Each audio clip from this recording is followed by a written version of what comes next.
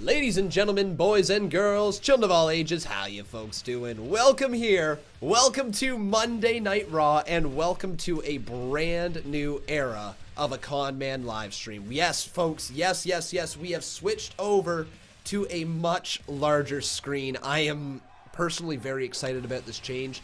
Hopefully, everybody is as excited about this change as I am, because honestly, I think that it's going to be awesome. I think that it's going to be great to have a little bit larger of a screen to react with, a little bit more room to move around, you know.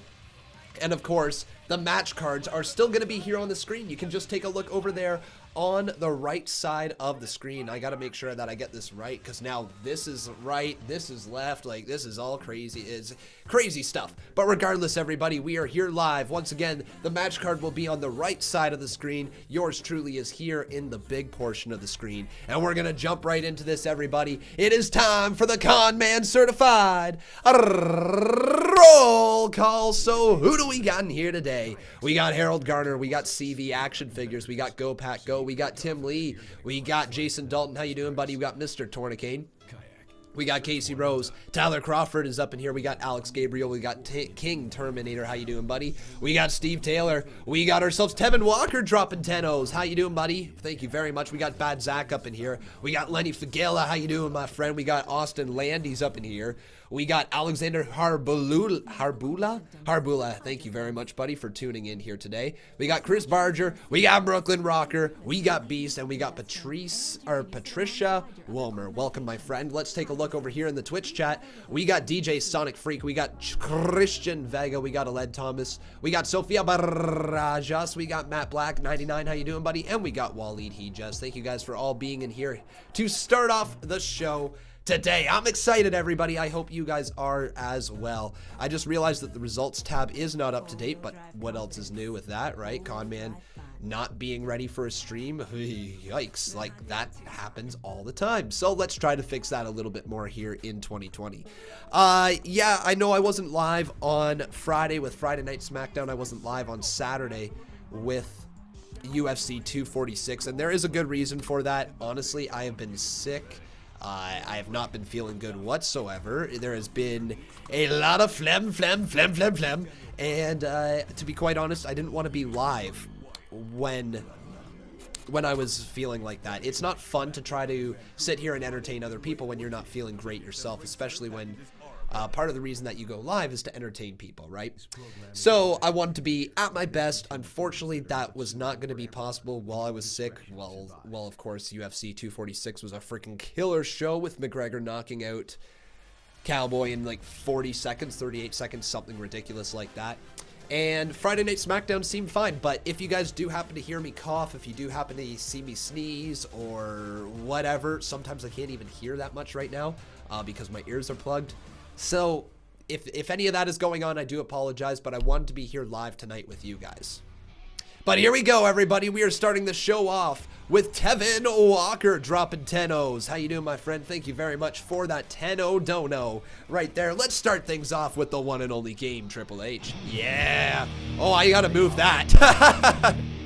Oh, I gotta move that. That's gotta go like right here now. Oh yeah, that's where that belongs. You know what? That looks dope as hell now, doesn't it?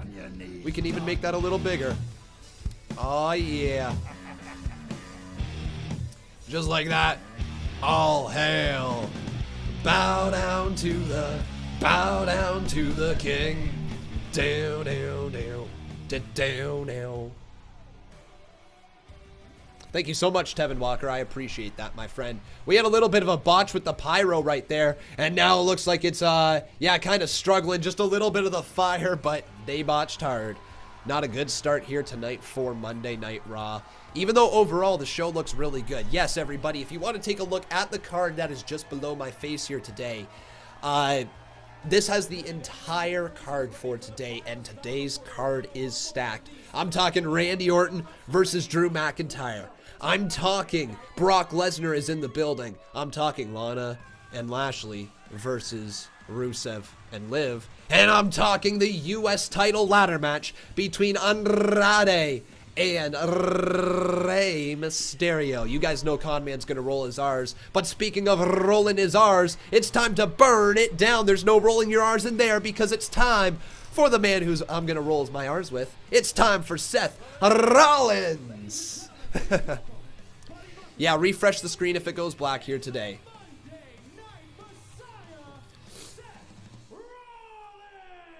Oh boy. Well, Seth Rollins, the winner of last year's Men's Royal Rumble matchup, and certainly king. It was Seth Rollins. So yes, Rollins, AOP, and Buddy Murphy. Yeah, you heard that correct, ladies and gentlemen. Buddy Murphy. Yeah, Murphy. If you missed last week, he low-blowed the Big Show. And, oh boy, when he low-blowed the Big Show, he turned his heart to follow the vision of Seth Rollins. Remember what Rollins said, you're either with us or you're against us. Very Anakin from Star Wars-esque to him. Anyways, here you go. Here is Sethy Poo, Seth Rollins. You gotta get one of those. Now, wait a minute. Wait a minute. I want you guys, I want you to know something. Shh. I want you to know that every single one of you out there has played a small part in making me the man that I am today. Okay. Apparently I played a part in it too. No, All right. seriously, without all of you, there is no Monday Night Messiah. And so from the bottom of my heart, I just want to say thank you. Thank you, he says. Thank you so much for believing in me. Thank you so much for your support. Hey, Dawson Blum, how you doing, buddy? For all of the faith that you have placed in me to lead Monday Night Raw into the future as the premier program in WWE. For all of that, I am forever in your debt. But there's someone that I need to thank specifically. Who's he got to thank? Last week, Buddy Murphy. Okay. All this right. man opened his eyes. Last week, this man embraced his fate. I'm so happy Last Murphy's week, when with Akam them. and Razar So and I happy. We're in our darkest of moments. This man was Yeah, courageous. Seth's sick. This man was brave, and he rose up. And now he stands firmly etched on the right side of history. I like that. So now we're gonna re-flashback. Re-flashback? Sure. We'll go with that. To last Monday night, the fist fight. Now, I know lots of people had some mixed feelings regarding the fist fight. Mostly because the fist fight started with weapons, right? That's what people had a lot of issues with. It was like labeled as a fist fight, yet there was just weapons. So why not call it a last man standing match without the referee? Or that's like a no DQ match where the referee must stop it, or just something like that. I understand the people being frustrated over it being called a fist fight. Regardless though, what I must say is last week's fist fight lived up to the expectations. In my honest opinion, it was a very, very, very good match. It was great. It had everything that you could want. Big Show was fine in it. You know, he wasn't overexposed. He wasn't required to do any of the heavy spots. We had enough stuff going on with Samoa Joe and Seth Rollins and Buddy Murphy on the outside coming in and turning heel and joining the faction was amazing. Akam and Razar absolutely decimating Kevin Owens and Samoa Joe. The beautiful senton off of the ramp last week was amazing. Like, Kevin Owens showing John Morrison what parkour looks like. It was really, really well done in my opinion, and if you didn't like it, that's fine, but to be quite honest, I think there was absolutely nothing wrong with that segment last week. It was very entertaining, and I look forward to now this faction. of Buddy Murphy, Seth Rollins, and the AOP. A lot of people also saying that it's a direct steal from AEW. But you know what? Oh, there's a lot of four-man factions out there. Here we go, though. The newest disciple of the Monday Night Messiah, Buddy Murphy. Buddy Murphy, baby. Wonder if he's going to have a changed theme song. Changed attire, maybe? And Buddy Murphy and Seth Rollins hug it out. Does the crowd like this faction, or do they not? Let me know. Yes or no. Chat's over there now. Let me know in the chat. Kevin Owens and Samoa Joe were about to pull a fast when they were trying to stand in the way of progress. Hell, they even brought the Big Show out of hibernation to try to stop the future. But their plan failed. Their plan failed, and let me tell you why their plan failed. Because the future is inevitable. This is fate. This is destiny. This is determinism at its finest. Okay.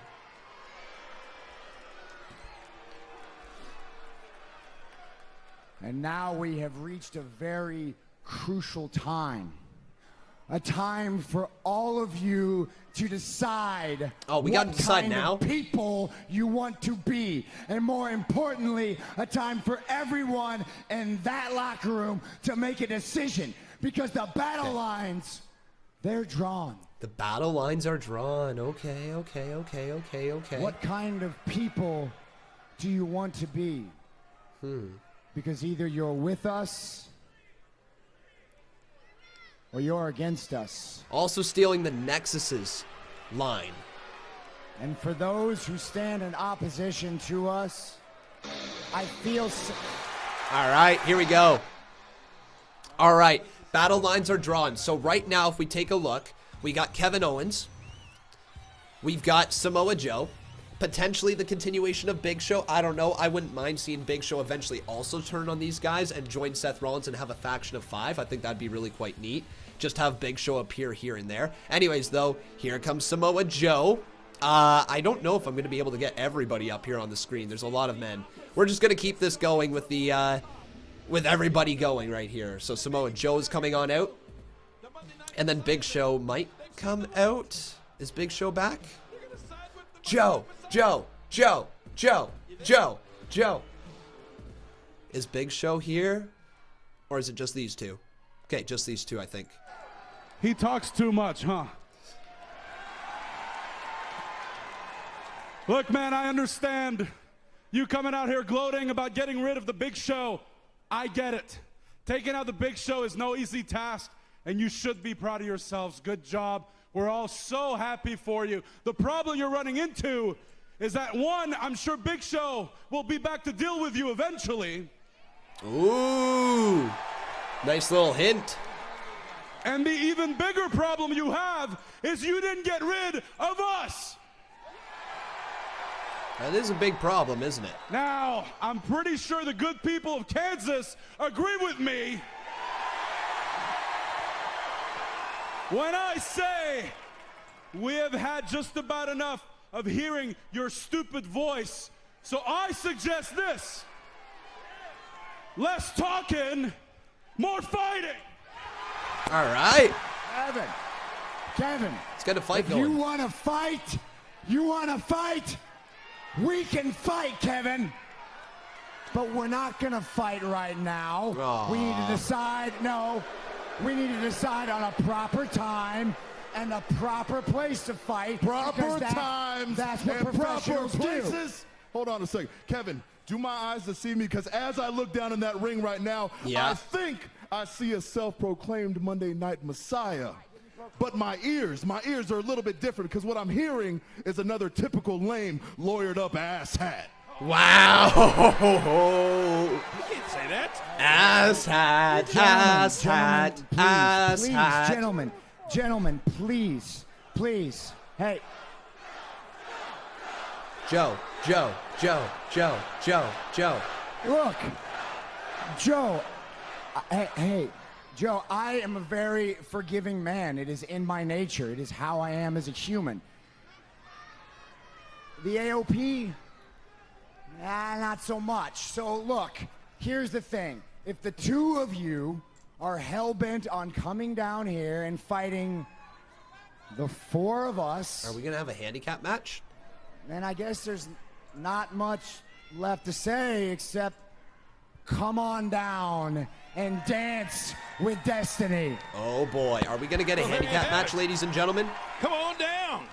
You know, Seth, one of the side effects of being an asshat is your listening skills are never quite that good. You see, we said El we're ready Nito, for thank a you fight, for subscribing, my friend. but we didn't say we were the only ones. Oh! Uh-oh! Come on out, boys! Oh, who's here with them? Street Profits? No! Even better! Uh-oh! Okay. Oh, no! Ooh! The Viking Raiders, ladies and gentlemen. It is going to be the Viking Raiders, Joe and Owens, versus the Monday Night Messiah, Akam Razar, and Buddy Murphy, the Vision. Here we go. We got ourselves a big-ass brawl here to start off here on Monday Night Raw. Wow, what a hot start right now. That is an incredible tag team to go with them. What a pick by Kevin Owens and Samoa Joe, as Kevin Owens hits a beautiful stunner right there. Buddy Murphy is about to be planted deep into the mat with a Uranagi. Wow. Wow. I am ready for this fight. Joe. Yeah.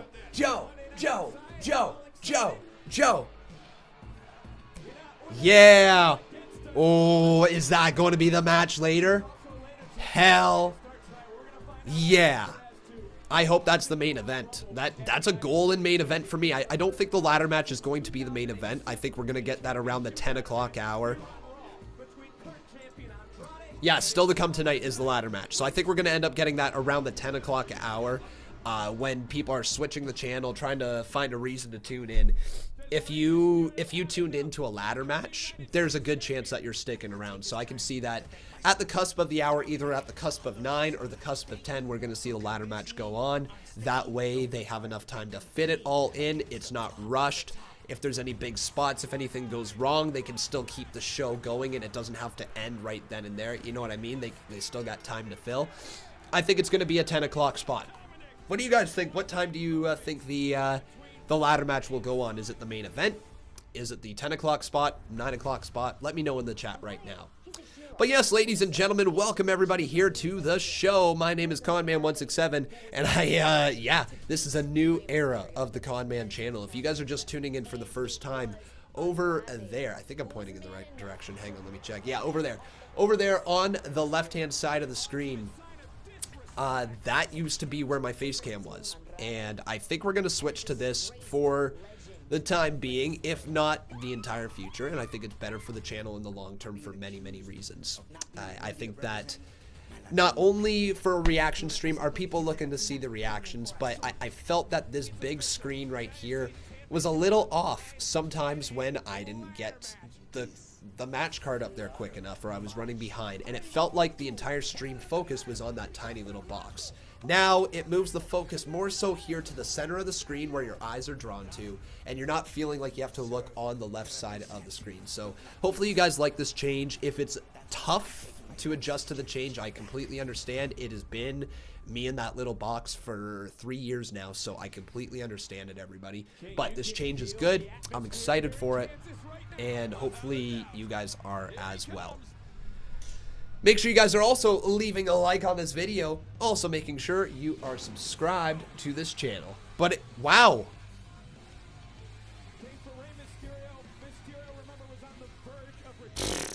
I guess we're getting the ladder match now? Okay, so we're opening the show with the ladder match. Never mind. Wow.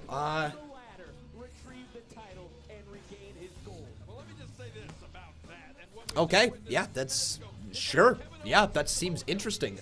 Interesting way to start off the show, but you know what? Start the show off hot, get them rolling, you know, why not? This this works for me. Up next, ladies and gentlemen, it will be the ladder match. So we're going to get that going over on Twitter right now. But what I need you guys to do, every single one of you right now, if you can go on over to twitter.com/Conman167 and just give this tweet right here. Now, if you take a look at my screen, you will see right here, it is my tweet for the live stream here today. If you guys can go retweet that stream right there, it might get some new people in here. I don't know. It will only help. So thank you guys very much. If you can go favorite and retweet that tweet right there, just to get that out to the audience a little bit more.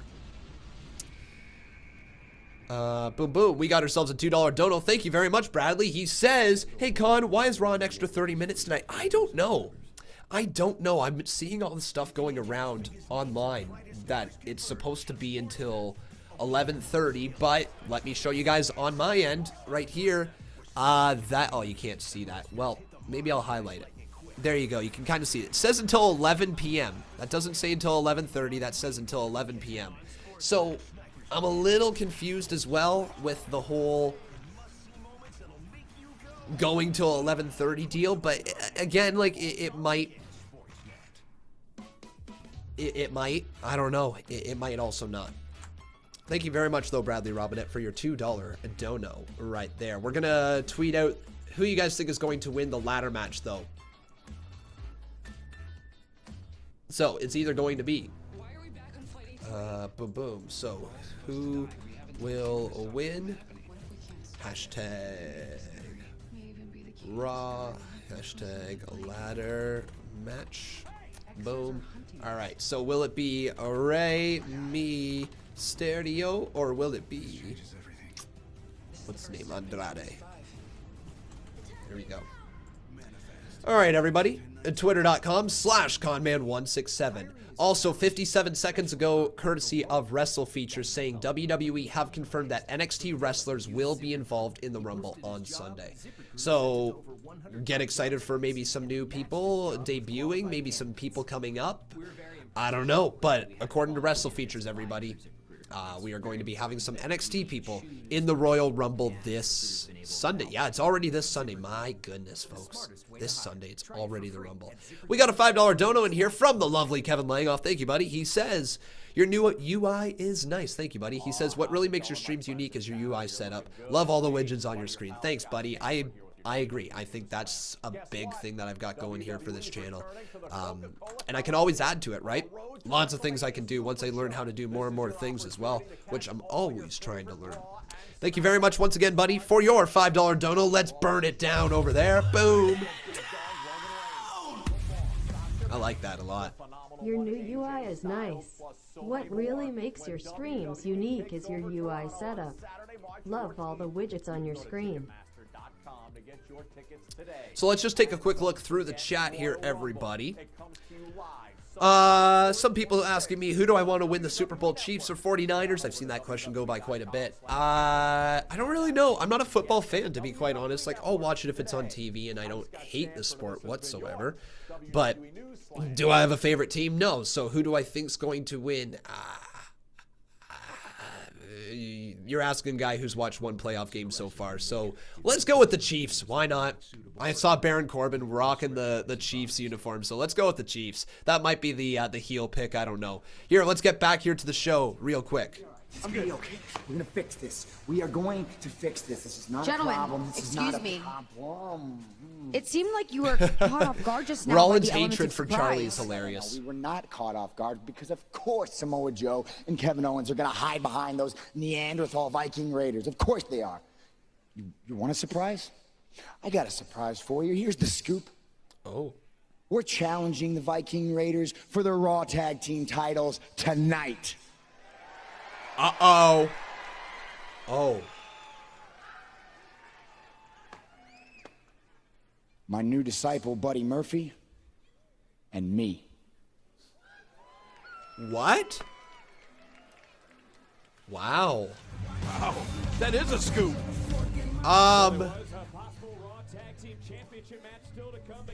Okay.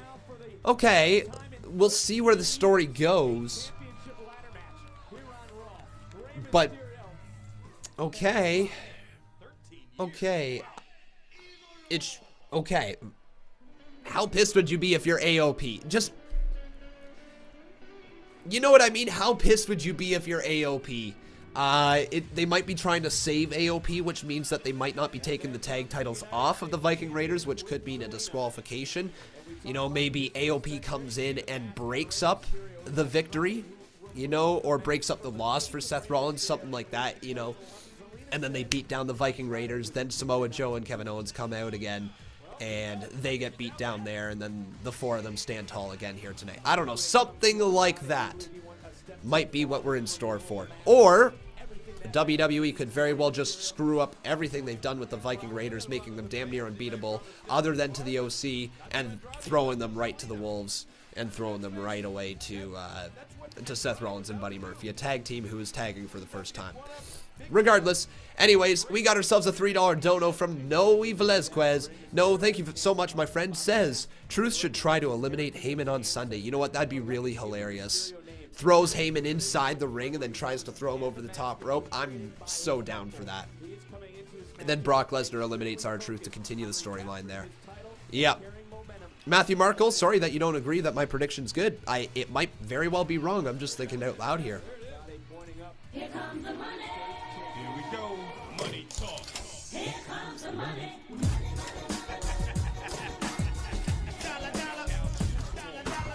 Thank you so much. For the United States Championship. In this match, there are no countouts, no disqualifications, no pinfalls, and no submissions. The only way to win is to climb a ladder and retrieve the championship hanging above the ring. Introducing first, the challenger from San Diego, California, weighing in at 170 pounds, Rey Mysterio!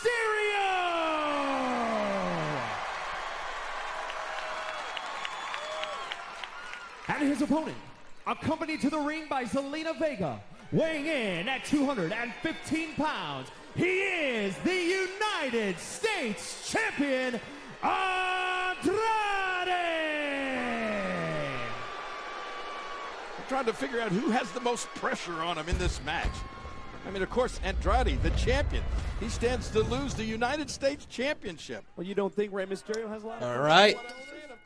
You heard that lovely introduction right there. We got ourselves a $5 dono from Natalie Reinbanko, so let's start off with that. And then we're going to turn our attention to this we're going to turn our attention to this ladder match right there. There we go. Thank you so much, Natalie. It will be a six-time champ. That will be his sixth time as tag team champ. Yes, it will. Cool. Oh my goodness, ladies and gentlemen. But that had to hurt. Let's take a quick little look here at the poll now, because we've got the poll up there for the ladder match. As of right now, 62% of you say Andrade is going to win, and 38% say Rey Mysterio. So, interesting stuff. Again, if you guys would like to let your voices be heard, head on over to twitter.com/Conman167 and make sure you vote in that poll. But right now, Mysterio lifted up to the top rope, as that ladder is in a precarious predicament right now, because Mysterio could come crashing right back down through that ladder. Uh-oh. Mysterio getting hit from behind over and over. Oh no. Oh god. Oh, we just about witnessed a really bad botch. Mysterio just held onto the rope in time. I mean, nice save by Mysterio, because Andrade was going right back on that ladder. Mysterio and Andrade, oh my god, what the hell are they thinking now? Mysterio, oh my god! Oh!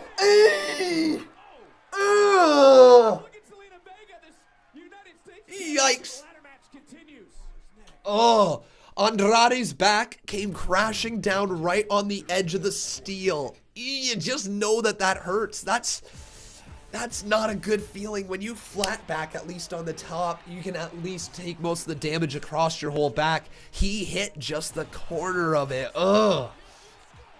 My God, that had to hurt.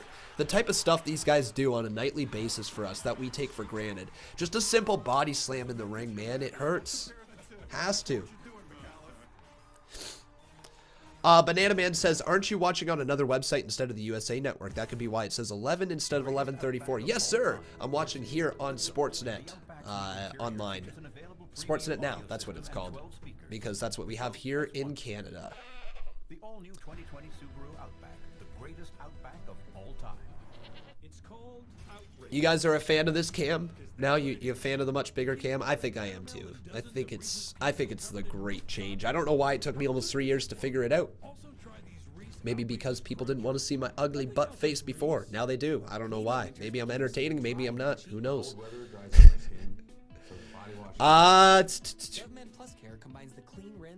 Nicholas Palmer is asking me, hey Con, is there a new WWE United States Championship in the making? I have heard the rumors. I've heard the rumors too. I wouldn't be surprised if there is. I would be expecting there to be a new Cruiserweight Championship and a new United States Championship, probably before the summer. The U.S. title is unfortunately starting to get very out of date. We're talking about the same United States title since it was brought in. The strap hasn't really changed, the nameplate hasn't changed, the side plates haven't changed. It is basically the same freaking title as it's been for a long time, and it's because it's a gorgeous title. There's absolutely nothing wrong with it, but it feels like it's time to update it, especially with how Sammy Labman, thank you very much for subscribing, especially with how the Intercontinental title looks like, right? It's no longer the white strap, it's a black strap with the cool kind of design on it. I feel like the US title is probably going to go down a similar path, so that the mid-card titles are all roughly the same, the WWE championships are roughly the same, yada yada yada, the women's titles are roughly the same, the tag titles are roughly the same, you know, it's just different colors or different straps to differentiate them, sort of thing. So yeah, I can envision the US title getting one soon. Also, the Cruiserweight title needs to be turned into a black and gold belt. Alex Gabriel says, I think the design has been around since 03 or 02. I'm not sure. Very outdated, though. It's just outdated. It's not very outdated. It's just simply outdated, right? Yoshi Turtle saying they should have changed the US title design rather than the Intercontinental title design. And they might just be doing both. It was time to put the focus on the IC title. They wanted the new title on there. They've got it around Shinsuke Nakamura with a little bit of a faction with Sami Zayn and Cesaro, right? They wanted some more attention onto it. As opposed to the US title right now, it's been getting a lot of solo action, but it's been hot potatoed around. I mean, we've went from Samoa Joe to Ricochet, back to Samoa Joe to Rey Mysterio, back to Samoa Joe. It just, or maybe Ricochet didn't put it back on Samoa Joe. Regardless, there was R-Truth before that. There was Rey Mysterio again. Now there's Andrade. It just seemed like there was so much back and forth with the U.S. title that Andrade holding on to it now feels like that should necessarily be the guy who pushes it into WrestleMania. I would not be surprised if we don't have any more major mid-card shifts until Mania. You know, I feel like these are the two guys they want to go into Mania. I feel they want Nakamura on SmackDown. They want Andrade on Raw, because that is the future, and those are the guys you can put generally anybody up against, and they're going to be impressive as hell, right? Plus, I think that Sami Zayn versus Nakamura is being planned for WrestleMania, and I'd be very, very surprised if they don't follow through with that here. Anyways, we got ourselves a $5 dono from Casey Rose. Thank you very much, Casey. What a leaping move from Rey Mysterio. My goodness, folks. Woo! Casey Rose says, definitely starting to warm up to Rollins. Love his gimmick, and hopefully he doesn't win the tag titles for a 6th time. Love the new setup. Thank you, Casey. Thank you very much for your $5 dono and the kind words right there. Yeah, I don't think he should win it here tonight. As much emphasis as there is being put onto his faction, I don't think they need the tag titles around Rollins and Murphy. That seems like just a misstep. It seems like they should be putting them on the AOP if they want them in that faction, right? Definitely starting to warm up to Rollins. Love his gimmick, and hopefully he doesn't win the tag titles a 6th time. Agreed. Love the new setup, Con. Thank you very much. Nice senton again there by Rey Mysterio. Off the ropes, he's going to go flying. Moonsault was caught, though. Andrade, though, slips out from his grips. Almost ran right into the ladder. Rey Mysterio sidestepped him. Hurricanrana delivered right face first into the ladder. Heads up, heads up. Oh! Mysterio just moved out of the way. Hey, Hunter Hand, he says, hey, Con, the champ is back and I will be here. Good to hear, my friend. Welcome back. Welcome, welcome, man. Yes, Steve Randall, I am still sick. I'm very plugged up. I can't hear much right now, and my nose is plugged up, and my eyes have been watering, and I've got a cough, but you know, it's just a cold. I'm able to push through it now. It was really rough. I basically lost my voice on Saturday, which is essentially the reason why I wasn't live with UFC 246. Okay, I was in the middle of doing something and I got distracted. I forgot.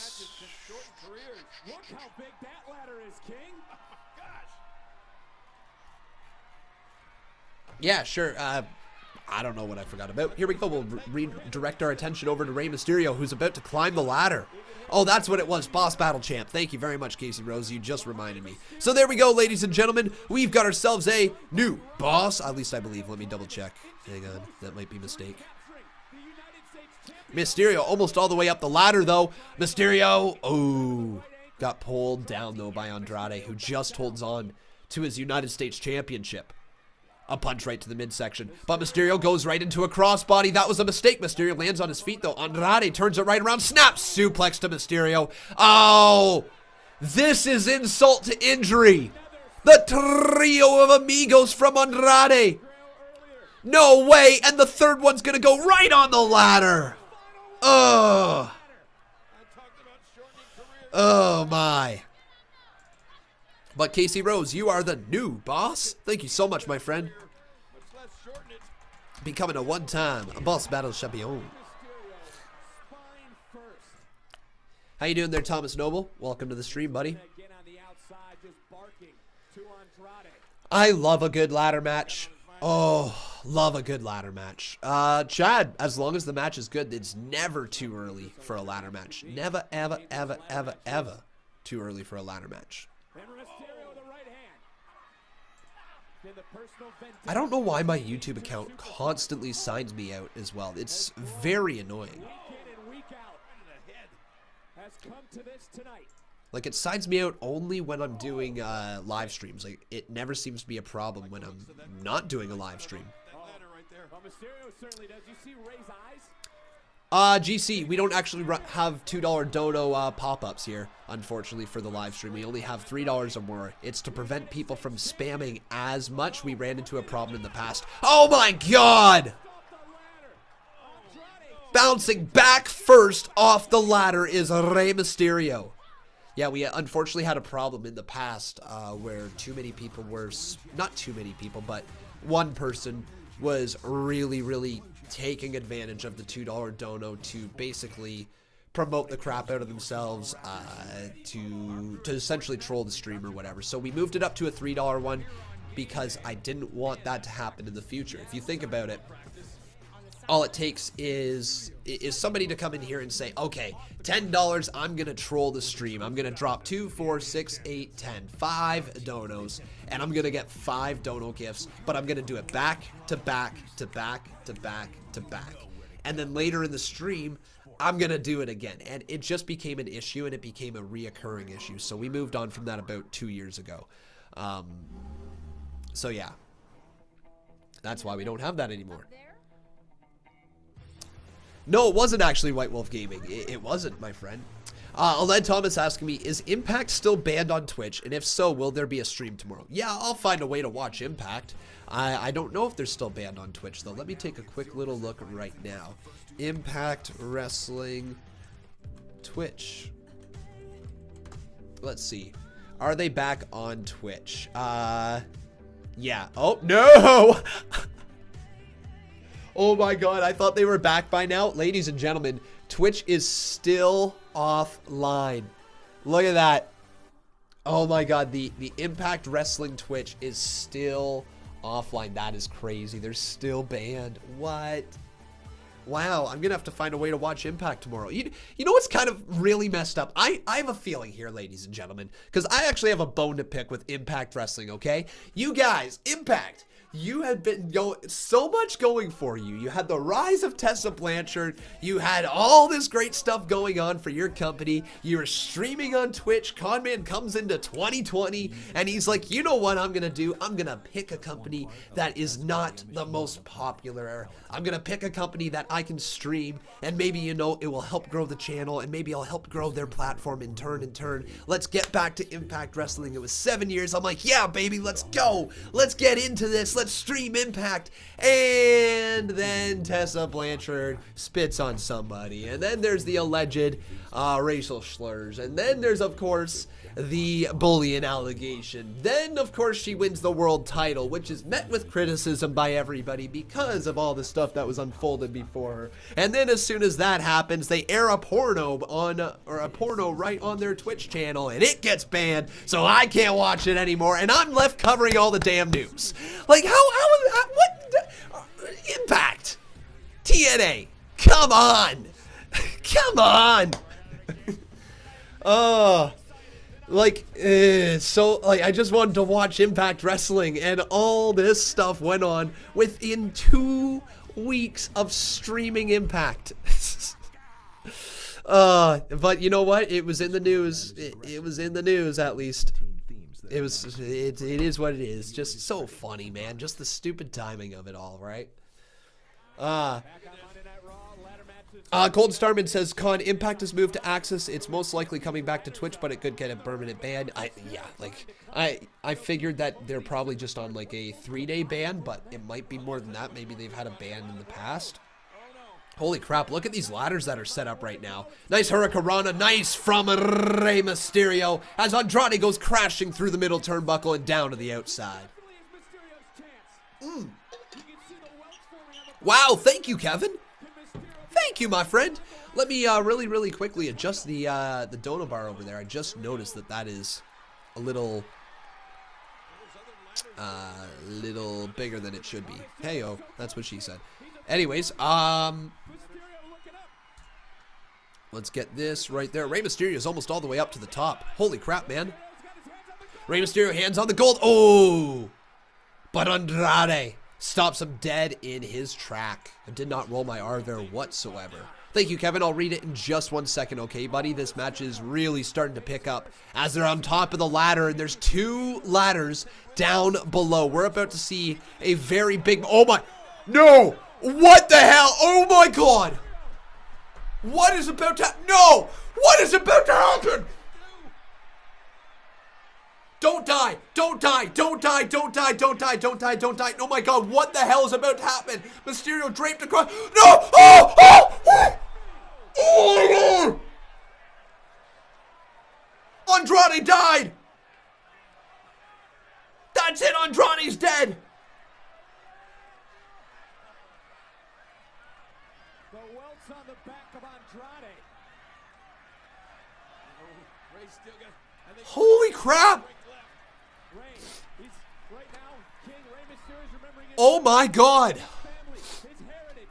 Andrade got absolutely sent on. Sunset flipped right over the top of the ladder. And now a 619 right there to the United States Champion. Oh my God! This is going to... Mysterio's going to capture the U.S. title. Oh my God! They're going to put the title back on Rey! Mysterio! Holy crap! Andrade is back in the ring. Holy crap! Mysterio's got his hands on the title. He's got his hands on the title, Mysterio. What the hell? Oh my God, Mysterio just dangles there. Rey is just dangling. Andrade! Andrade! Holy crap! Mysterio's 10 feet in the air. 12 feet in the air. I don't know. It could be 20 WWE. Oh my God! Rey almost died. Oh no, Rey. Are you okay? That was a massive botch. I think Rey almost just spiked his entire head. He came down off the top. They're supposed to do a Hurricanrana, but Rey might have spiked his head. Please be okay. Back over to the top. Rey's gonna win. 2 botches here tonight, but like, how is Rey still standing? Oh my God, man. What? Vega! Selena! Selena! Just stopping Rey's path to the title. What a freaking match this is. I know it's Botch City right now, but slapping Rey Mysterio in his face. Andrade from behind. Shot right there to the left leg. Mysterio's still hanging on though. Something's gonna happen here. Something's gonna happen here. Oh my God, Rey. Over top. Oh my. What? No, no, no, no, no. No, no. Hammerlock DDT. No, no, no, no. No. Oh! Ah! Oh! Through the ladder, ladies and gentlemen. Oh, Rey's gotta be dead. How is Rey has gotta be dead? Rey has gotta be dead. Rey has gotta be dead.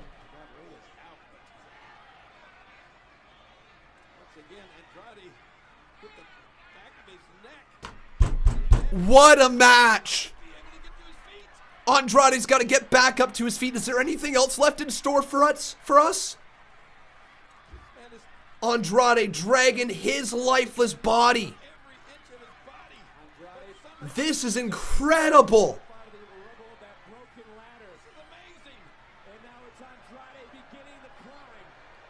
What a match. And just please, just give it right back to Andrade. Keep the title on him. Andrade. Almost there. One hand on the belt. One hand on the other. And Andrade retains. What a match.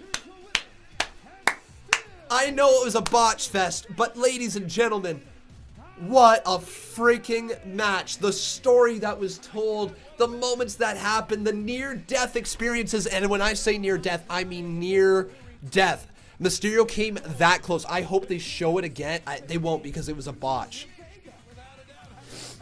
I got to come back here, guys. I got to show you where Rey Mysterio just about died. Unless they show us the... unless something else is going to happen. I don't want to click away before the commercial break. Yeah, that's what I was about to say, because now... I bet you Humberto Carrillo returns here. Okay. It looks like Humberto Carrillo might return to save Rey Mysterio, because it looks like Andrade and Vega have in mind the same thing that they did, or were going to try to do, to Humberto Carrillo. So let's see here. Does Humberto come back? I think he will. I think Humberto's just about to return here. Here we go. Hammerlock DDT. Hey! Unless that's his son. It's Humberto!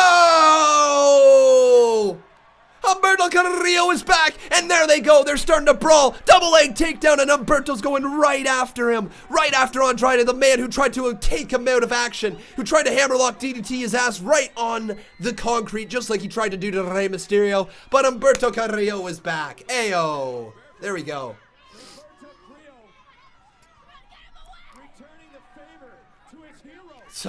Rocking the Mysterio mask too, and then just, you know what would have been funny? If Humberto if they did like something similar to what Sting did. If Humberto ripped off the mask and there was another mask. I think that would have been a much better moment, and then have Humberto wrestle underneath a mask. But again, I think Humberto is very much a pretty boy, and WWE doesn't want to put him under a mask, right? Anyways, guys, just give me 2 seconds. I gotta quickly blow my nose.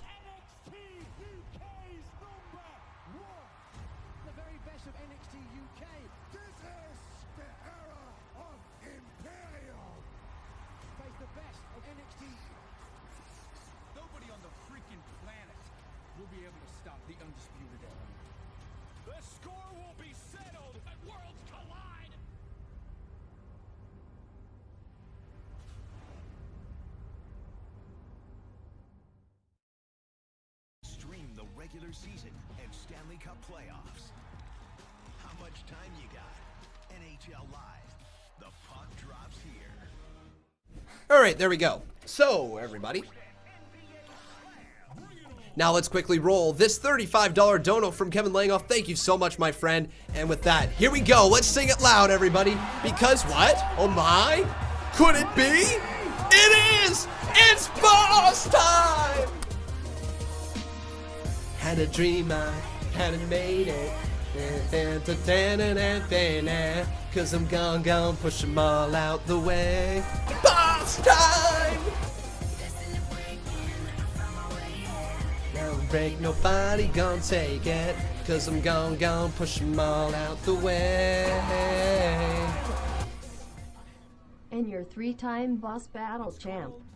Did you see The Fiend get tricked on Friday?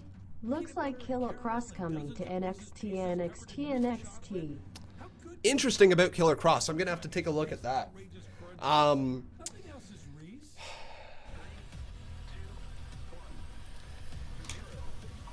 trying to think what else you said there. Did I see The Fiend get tricked on Friday? Yes, I did. I did see that. And yes, sir, my 3-time boss battle champion is Kevin Langoff. Thank you so much, my friend, for becoming a 3-time boss battle champion. Remember, everybody, if you'd like to support this show, you can always drop a little donation. Doesn't matter how much or how little. Any little bit is appreciated. This show is entirely run by the fans, so if you guys would like to drop, whether it's $2, $5, it's appreciated, as you guys keep this show going each and every single week. Can't do it without my amazing, amazing fan base. That's for damn sure. All right, so let's get these guys off the screen. Cool. Very fun start here. Magic King says, why do you have a different layout, Conman, for your stream? Well, a lot of people don't pay attention to everything that goes on here on the channel, but the best way to kind of keep up, if you do care about that stuff, is to keep up to date with the community tab and to keep up to date with my Twitter. All right? If you would have been on either of those today, you would have seen me, or not even today, even as of yesterday, you would have seen me announce that I was considering changing the stream overlay. I was considering moving my face cam from over there to over here and putting the match card over there, simply because it looks better. It's better for the channel. It's better for memes. It's better for shareability. Nobody wants to come into a stream and watch a tiny little corner while this part stays still, right? So I've kind of moved that part, and I think it looks a lot better now. So yeah, that's the reason that I moved it. Also, everybody, there's some new news right here that everybody should be aware of. If you are a fan of the Conman Reacts channel, the Reaction Clips channel, where I upload all of the amazing, amazing reactions that we do here, my goofy markouts, right? If you're interested in that, make sure you are aware that the channel color is now blue over there. So if you look at the logo and you see a blue Conman logo, it's not a fake account. It's not a different channel trying to impersonate us or anything. It is Conman Reacts, and it is blue. Okay, everybody?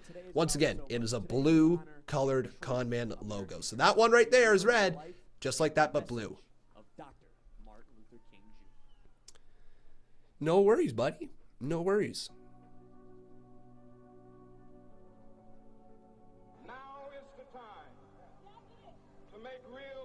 Go Pack Go says, Con, you and Grim would be lit. Yeah, it'd be fun, man. It'd be absolutely fun. I know it's still red for some people, but it will be eventually blue. It'll update eventually. It just takes YouTube a little bit to get their stuff going, right?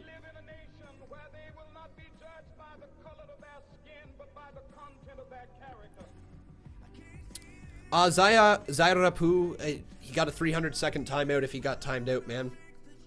I'm sure it hasn't expired yet. D-Boss Pandan, thank you very much, my friend, for being in here. There's your little shout-out. Kevin Langoff saying, now Conman just needs a black and gold logo to match all of WWE's brands. I was really, really considering making the Conman Reacts the black and gold logo, but that just wasn't the direction that most people wanted me to go in. There's a big poll that was voted on, and most people chose the blue logo. Thank you, Austin Landys. I appreciate it.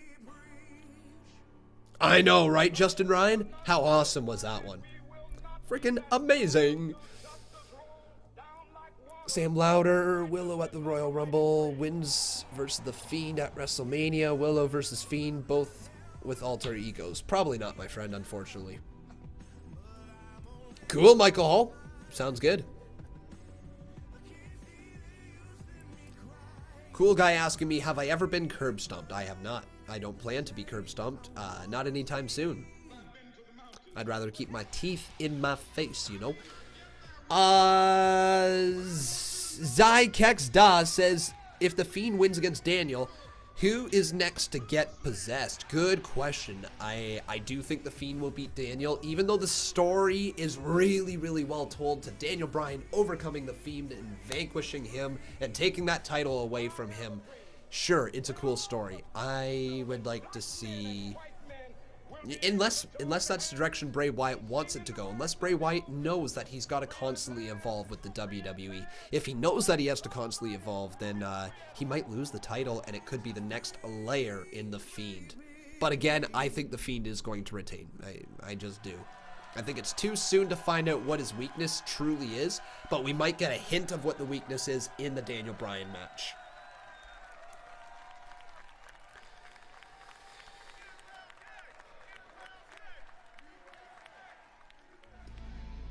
Oh, whoa. We're gonna fade to black.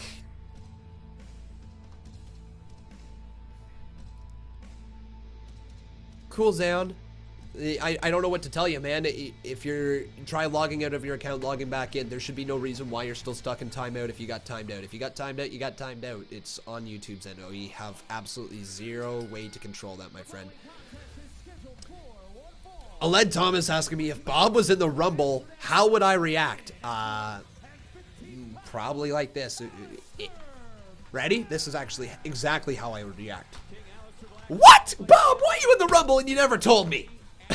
Probably how I would react. Something like that. How can that sort of momentum carry over into the men's Royal Rumble match this Sunday? Well, I would think that naturally he's on a roll. I think it has to do with the fact that SmackDown's blue, this one's red, so it kind of makes sense to have a red and a blue logo, right? It just does for WWE. It makes total sense, but I like the gold one a lot as well. I think the gold looked the best out of the three, but the blue made the most sense for the channel. Certainly will be 29 of the best in the WWE. Alistair Black can be the last. Why did they get rid of the beginning for Alistair Black? I don't think they truly got rid of it. I think they just kind of decided, hey, you know what? He can have this for special moments. And he doesn't need a 20-minute entrance every single time. Oh, it's going to be Black versus a jobber. Okay, cool. So we're going to get a jobber. Neat, neat, neat. This jobber is going to regret ever being here. Oh, and I just, yep, I told you he's going to regret ever being here. Black mass out of nowhere, it's over. Yep. There you go. Just keep doing that. Keep doing that in between feuds. You know, go 2-3 weeks. So, no more than 3 weeks off in a row for Alistair Black, right? No more than 3 weeks off in a row. At least every 3 weeks he needs to come out and do that if you don't have a storyline plan for him. But if you can do it every 2 weeks in between stories and filter in a story with it, oh, Black's going to be a megastar. Oh man, oh man, oh man. Super duper quick. Is he going to have a promo? Nope. Black just staring down into the souls of the viewers.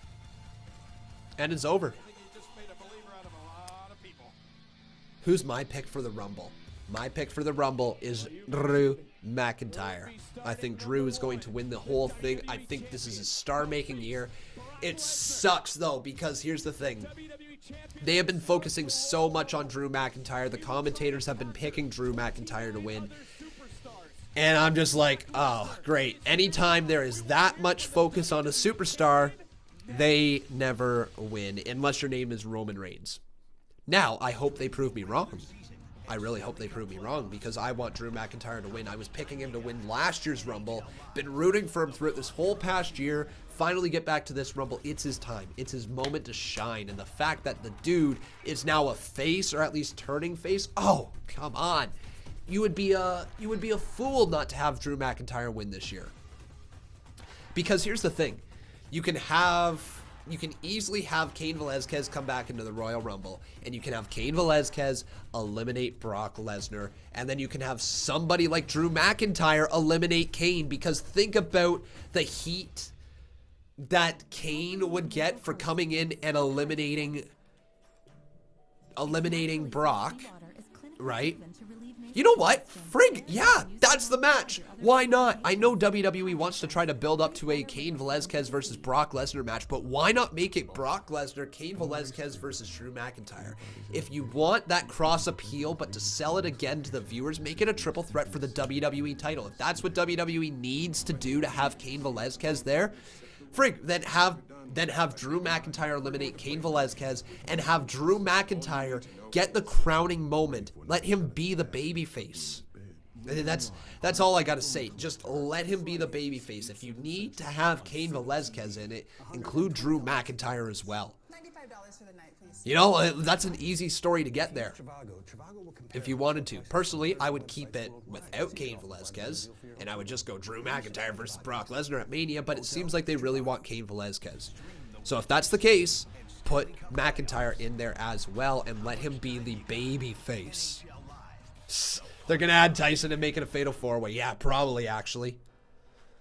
Oh, WWE. Hey, my friends up in Canada, it's me, the guy who brings you nothing but good news. It's your pal Scott Stanford back again with a WWE James Lyman. Here's your shout-out, my friend. You can do what you want with your shout-out. If you would like, you can wrap your shout-out in this nice little box. If you want, you can shine it up real nice. You can turn that sumbitch sideways and shove it straight up your candy ass. All right, there's your shout-out. I'm joking, man. Happy birthday this Sunday. The fact that that was for her birthday makes it even funnier. Oh boy.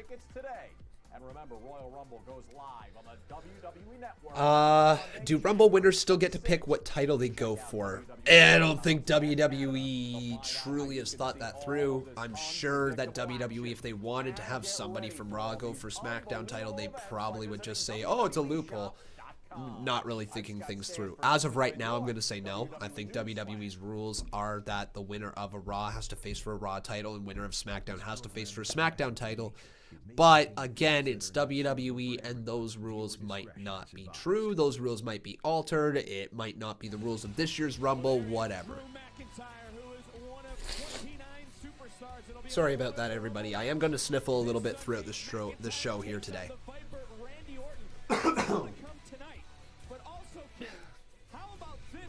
Do I like the actor Keanu Reeves? I mean, I'm not in love with the guy. I don't have anything against him.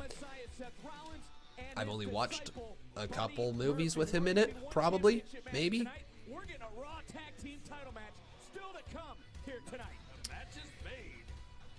Potentially Steve Taylor.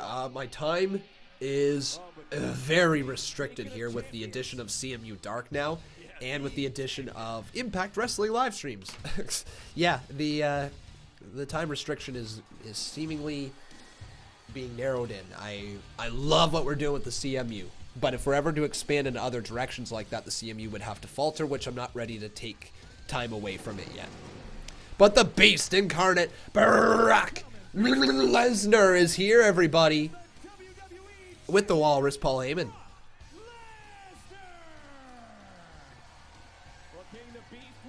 So, Barack, you're here. As Brock Lesnar stood in the center of the ring with then 24/7 champion R-Truth. All right. You know what? I'm not in the Royal Rumble. So there's Brock Lesnar. We're going to put him with Paul Heyman, the Walrus.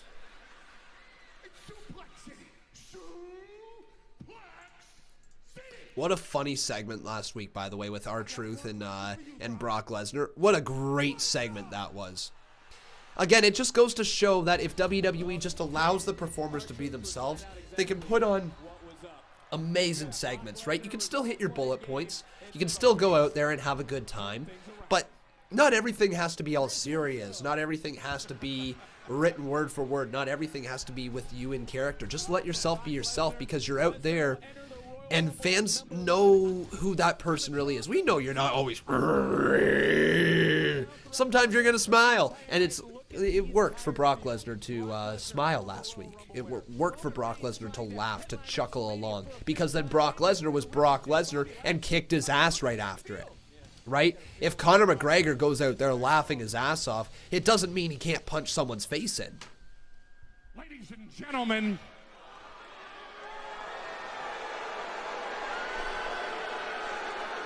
be nice, folks. Don't get him started. my name is Paul Heyman, and I We'll figure it out, Ashton. I'm more worried about the content than the pictures of the up on the screen, spoiler. to be 100% honest. I am the advocate for the reigning, defending, undisputed WWE heavyweight champion of the world, Brock Lesnar. There you go.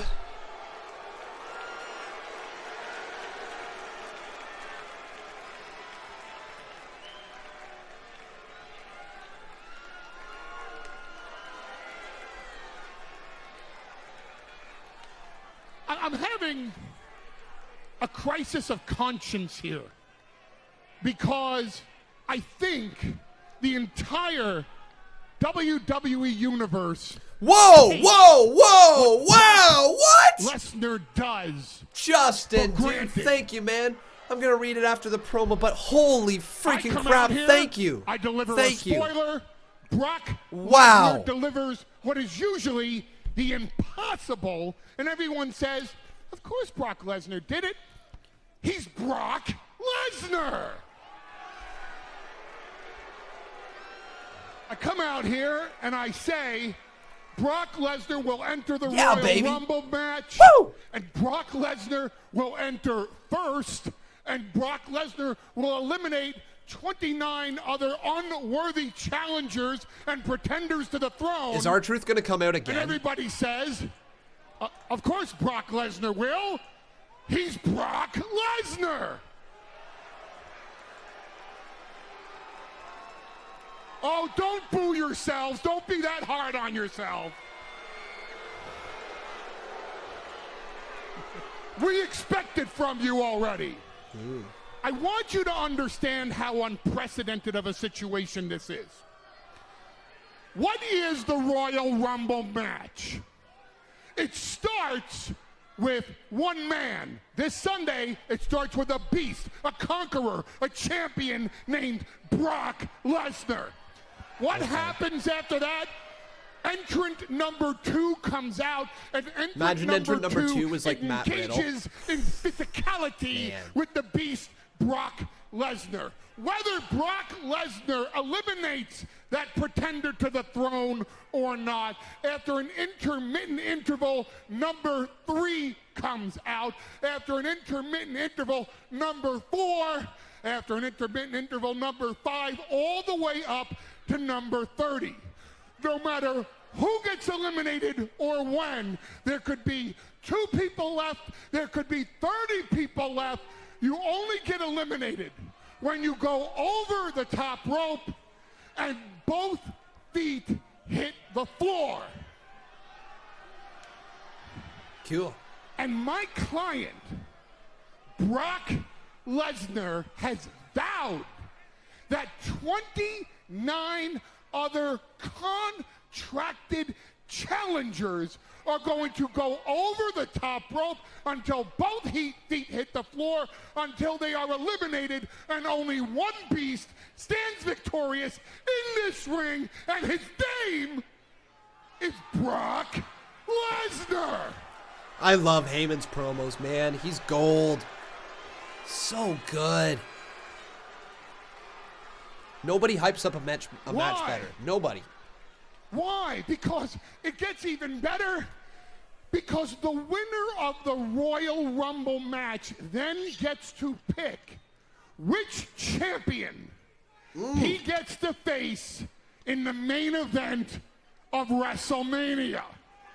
And my client, Brock Lesnar, has deemed that there is not one person in that locker room that is worthy of main eventing WrestleMania, let alone any other pay-per-view, against the conqueror, Brock Lesnar. Who is gonna be taking on Brock is the question. All right, wait a second. Time out. Who the hell do you think you are to boo Brock Lesnar?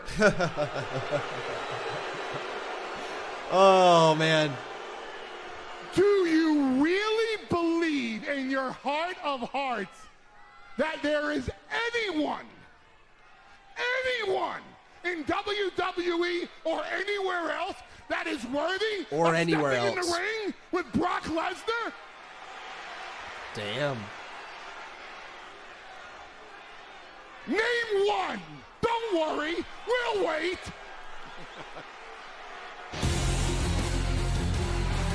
Oh, God. Okay. Ricochet. Okay, please, Ricochet, don't die. I know Paul Heyman's a big fan of Ricochet, so this makes sense why he's going to be out here, but he's with the mic with Paul Heyman. This might be a mistake. Listen, man, like, week after week, you come out here and these words just spew from your mouth, and we all hear you talk a lot, and damn, do I mean a lot, about what it means for Brock Lesnar, the WWE World Heavyweight Champion, to be the first entrant into the Royal Rumble match.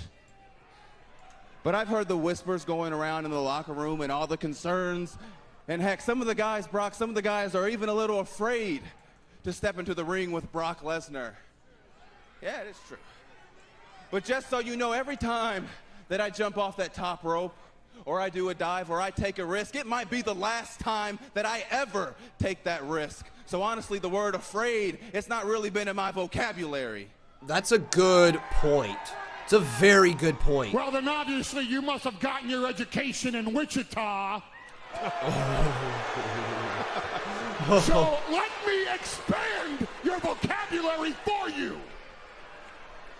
I'll wait. Hungry champion lunch meat. Take your ass and go on back to that locker room before you get hurt. Wow.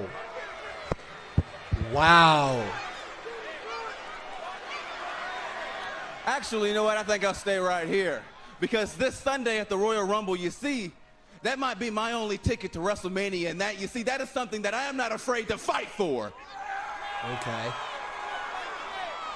And yeah, I've seen what happens to most of the guys that come out here and they challenge the beast. But Brock, I just want you to know that I'm not afraid to step into that ring with you. Ricochet's getting a little better on the mic. He's not great yet. He's getting a little better, though. This promo's probably one of his better ones, which is sad to say, but it's true. He must have seen the wizard and got some courage. But he's about to not be in Kansas anymore. I feel like Brock's about to F5. He's going to F5 Ricochet, isn't he? Ricochet's going to just get, like, right in the ring, and Brock Lesnar's going to F5 him. But you know what? Kudos, Ricochet. Good job getting in there, man, but don't die, and Ricochet. Brock, now that I am in the ring, I want you to know that I am not afraid to challenge you to a fight right now. Oh, God, this might not go well for Ricochet. I applaud you, buddy, but, oh, this might not go well. This isn't going to go well. Brock Lesnar, just decides to walk right past Ricochet. Hey. Brock, what's the matter? Are you scared? Uh-oh. Oh, boy. You don't do that to Brock, man. Are you stupid? This is a guy who was the UFC heavyweight champion. And Brock Lesnar is about to absolutely murk you, Richard O'Shea. Yes, that's right. That's what WWE would call you if they decide to lengthen your name. Oh, my God! Kicked right in the Richards. Yep, that's the balls. And Ricochet is down. Oh, no. Not scared. Oh, no.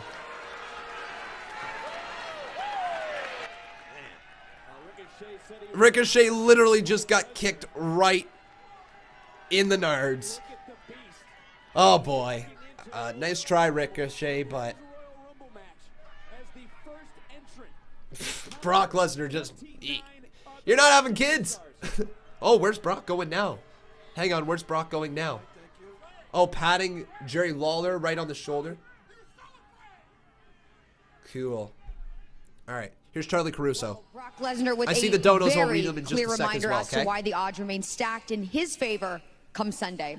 And now please welcome my guest, also a heavy pick to win the Men's Royal Rumble match, the Viper, Randy Orton. Randy, how do you respond to those people that say your opponent tonight, Drew McIntyre, is on par with you as a favorite to win the Royal Rumble match? It's fair. On par? Listen, Drew McIntyre. Jax Lawson, thank you very much for subscribing, my friend. A hell of a talent. He's got a hell of a future. And Geneva S, thank you for subscribing. One hell of a chop. But on par with me, I don't think so. You see, it's virtually impossible for somebody to be on par with a man who can strike anytime, any place, out of nowhere, with the 3 most dangerous letters in sports entertainment. R-K-O.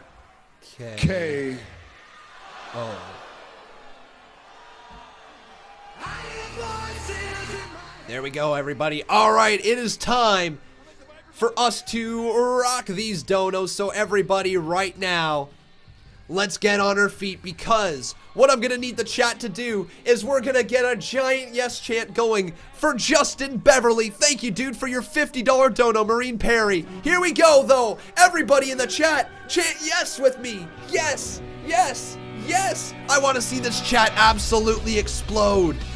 Get the chat flowing, man. Get it blowing up. Shout out yes at the top of your lung. There we go. The chat is exploding. Yes, yes, yes. Woo! There we go. Oh, yeah. Thank you so much, Justin Beverly, for your $50 dono. What do you have to say? It's been on fire, fire, fire, and it's only the first hour. Can't wait for the Rumble on. Yeah, baby. And see this man win and book his ticket to WrestleMania. WrestleMania. 3, 2, 1. Woo! Hell yeah. And then we got ourselves a $5 dono after that by Natalie Rybenko. Here lies Ricochet. May he rest in peace. Here lies Ricochet. May he rest in peace. There you go. Oh, guys, I love that. Look at that chat right there. It explodes with the yeses. And remember, if you guys, for whatever reason, you wanted to drop a $100 dono, we do have the Kurt Angle You Rock. It's been a long time since we've heard that, which is fine. I'm not trying to ask anybody to drop a $100 dono, because that's a big, big chunk of change. So, regardless, but if anybody wanted to, hey, you know, we do have the You Rock dono gif, which is pretty friggin' fun, if you ask me. All right. But lots of people still chanting yes. My goodness. We're going to roll a couple ads right now as we wait. Aled Thomas says, Con, did you notice Paul said contracted superstars aren't worthy? So there's a hint of none of the contracted superstars eliminating Brock. Could be a sign of, like, Cain Velasquez, to be 100% honest. Is what it seems like. I noticed that too. Justin Beverly, the dono is actually, for McIntyre, is the $8 dono gif. Now, I moved it around. I didn't feel like that was worthy of $50. I wanted to do something more interactive for the $50 and the $100 one, sort of thing. Try it for free at ZipRecruiter.ca. If you guys missed what the low blow looked like, though, it looked just like that. Brock Lesnar stepping inside the ring and just kicking Ricochet right in the Richards. You know, he just absolutely kicked him. Watch, boom, down right in the nards. Boom, again in the nards. Like, Brock, who doesn't give two craps, is a very dangerous Brock Lesnar. There's no question about that. But here's the thing, Ricochet's promos need to get better. He's the sad part is that was one of his better promos. Again, it's going to take some time for a superstar It's going to take time for a superstar to kind of get used to working on the microphone, especially when microphone work wasn't really a big deal. In the independents, wasn't really a big deal. Even down in NXT, right? You didn't have a lot of live mic work. You had a lot of mic work behind the scenes. And Ricochet is not a strong mic worker. He's not. He's never been. It's not been one of his strong suits. It's not what got him to WWE. His character work isn't what got him to WWE.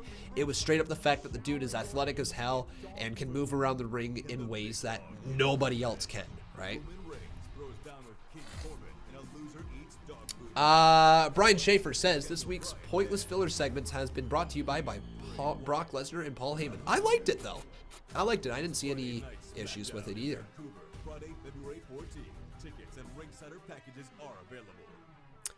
M4T boy, that is not even remotely close.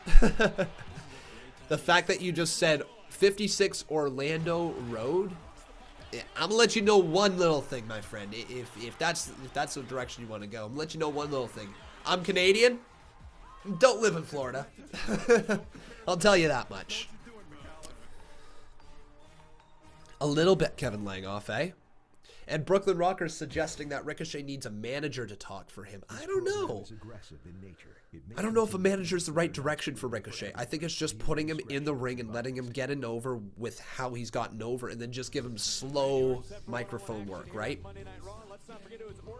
Oh, are we about to get Randy Orton versus Drew McIntyre now? Oh, we are. All right.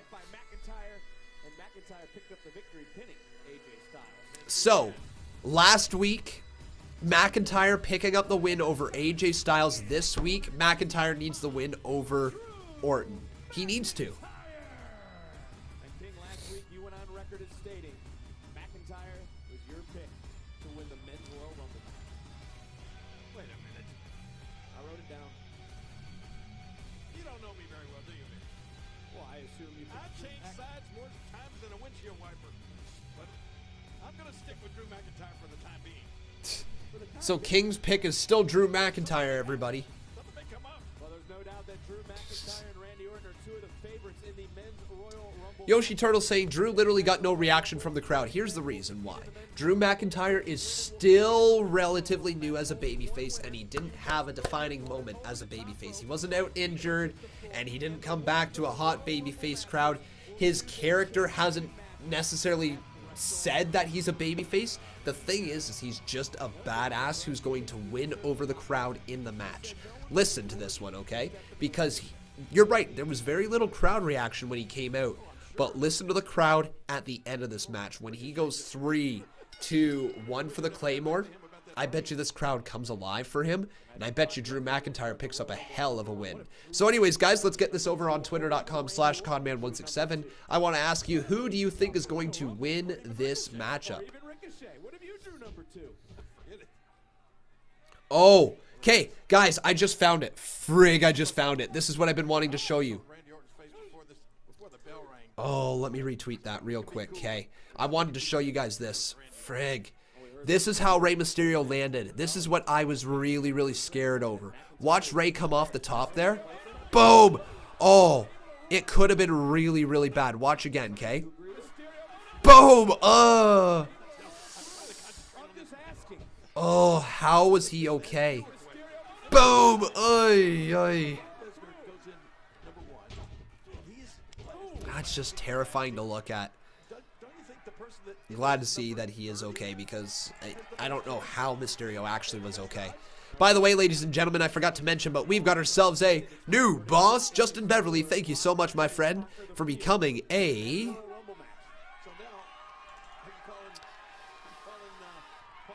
Justin Beverly becoming a 4-time Boss Battle Champion, so he just passed Kevin Langoff. Ooh, he's in sole possession of first place right now for the Boss Battle Championship.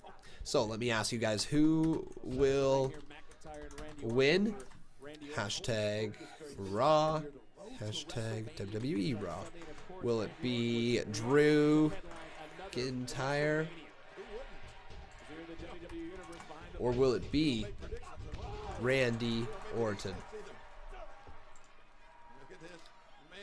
McIntyre getting a little frustrated. Hang in there. Thank you very much, Unbroken. I appreciate. Yeah, guys, are you a fan of this new layout? I'm really a fan of it. It seems like this is just the thing that I needed to do. The next step. I don't know.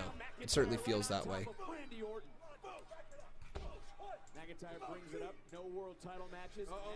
Oh, what a chop. And who's that there? Who's that there? Oh, White Wolf Gaming subscribed for 6 months with Prime. Did we do the draw? White Wolf Gaming, we did the draw, yeah, passed on last week. Yeah, we did the draw last week on a Wednesday. Yeah.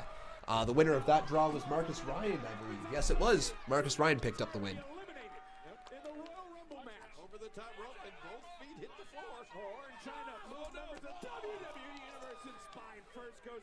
I'm digging it, says JJ. Sweet. JK3 says, I like the match's screen to be bigger. Okay, but there's nothing really being lost by the content, right? Like, if I'm being honest with that, that's why I think that this is the best direction. What I felt like a lot of the time was, look, right here is a perfect example. I don't even have Drew McIntyre and Randy Orton up on the screen yet, and I just noticed, because I have so much freaking stuff going on right here. And there's nothing over there, right? So the amount of times that we would have match cards that are just completely empty sitting on the screen with my small... Oh! Oh my God! Oh! Oh no! Oh my God! Drew McIntyre just about kicked that security cameraman ringside person's head off. Oh my God! Oh, and here comes... Oh! Oh!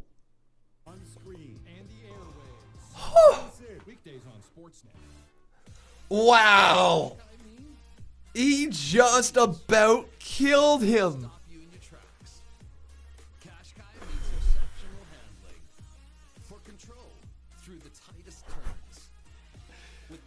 And then he jumps right up, and then he goes, oh, he gives him the big Pete Dunne special, hey?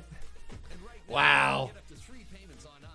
That's amazing. Larry Polonetsky, thank you so much, my friend, for becoming a part of the membership community. Here we go. We got ourselves a supporter. And, yeah, you guys know what that means. We're going to get our singing voices ready. Now, mine might be a little bit on the rough side because I'm sick, which, let's be honest, it always sucks.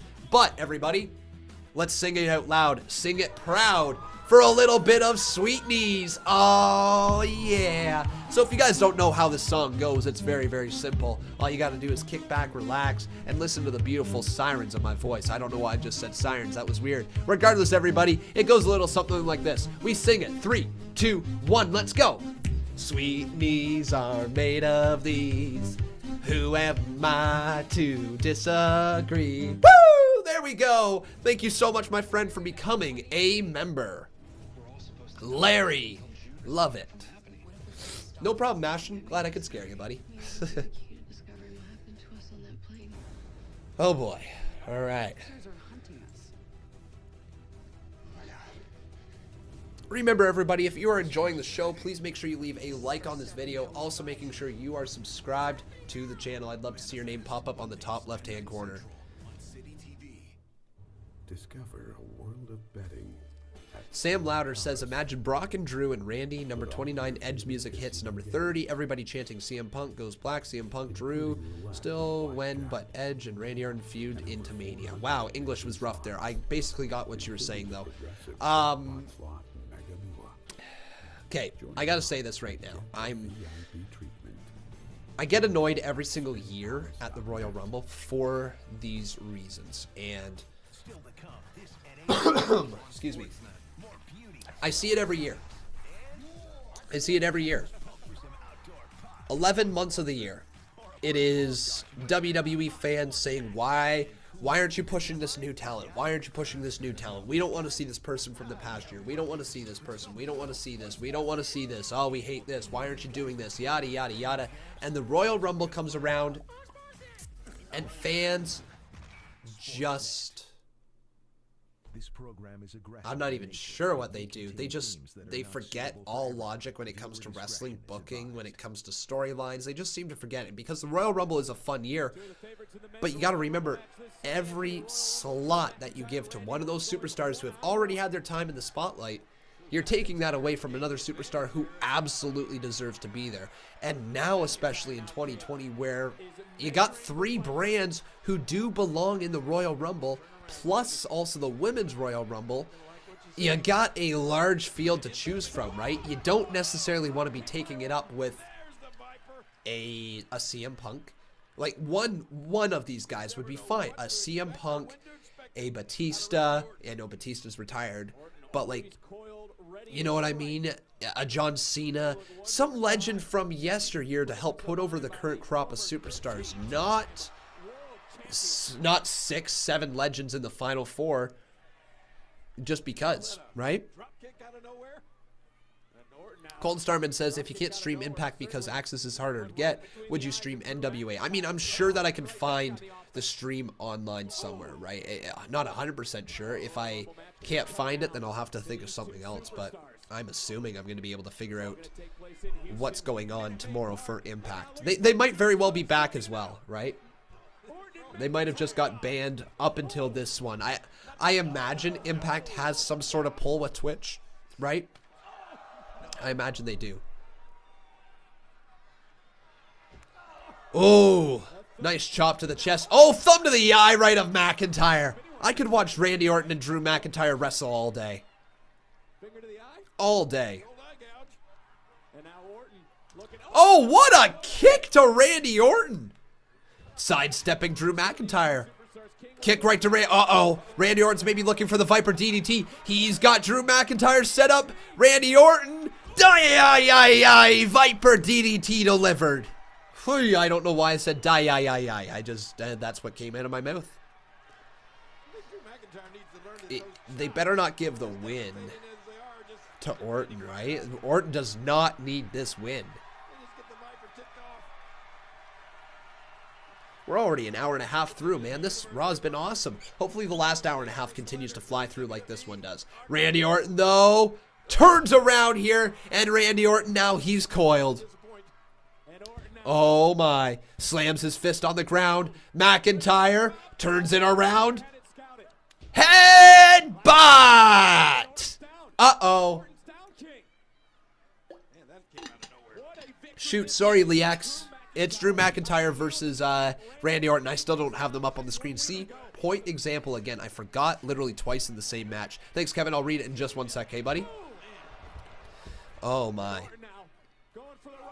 Up and over. Down goes Randy Orton. Now to the cover. Hooks the leg. McIntyre goes for the win. Can't get it as Randy Orton kicks out at 2.5. Oh, what a suplex as well, man. Drew's looking phenomenal. There we go, baby. All right, Randy Orton versus McIntyre is there. Uh-oh. What did I say, guys? What did I say?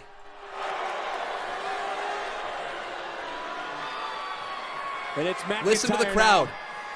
Who could be signaling the end. Oh, what a counter by Randy Orton. Off the power slam, into the cover, count at 2. McIntyre kicks out. Hey. Very, very close. All right, Kevin Langoff, thank you very much, buddy. He says, I like when they have a match to determine the 30th spot at the Rumble and when the stars get their numbers ahead of time and play through it with storylines. I do too, man. WWE does not plan stuff out far enough in advance. I know exactly how Vince McMahon works. He's got way, way too much going because he doesn't delegate. He has to be involved in every single booking decision, and as a result, none of the stuff gets booked from advance because Vince McMahon changes his mind way too often. It's the issue. Behold the king. The king of kings. Randy Orton suplexed right into the mat as Drew McIntyre was driven down with a superplex. Holy. All hail. Bow down to the. Oh, come. Oh, see. OC is here. Oh, come on. I like when Luke Gallows, Carl Anderson, and AJ Styles going right after Drew McIntyre. Their numbers ahead of time and play with it through storyline. Come on, headbutt there for McIntyre. Come on, Drew, fight back. Drew McIntyre, right hands there to Gallows. Oh, but a shot blocked from behind from AJ Styles stops him there. And a kick right back to the side of McIntyre, and it looks like McIntyre is down. Ah, crap. Randy Orton, though, steel chair to Carl Anderson. Steel chair to the chest there of Luke Gallows. And looks like AJ Styles gets out of there just in the nick of time. Claymore bounce! And a shot across the back of Gallows. Cool. McIntyre and Orton working together. I wonder if they're going to try them out as a tag team in the future, if they don't have any plans for McIntyre and Orton moving forward. Cool, that was a great little segment. They didn't want to give McIntyre a clean win over Randy, and obviously they wanted to align the two of them together a little bit more. Neat, neat, neat. Oh?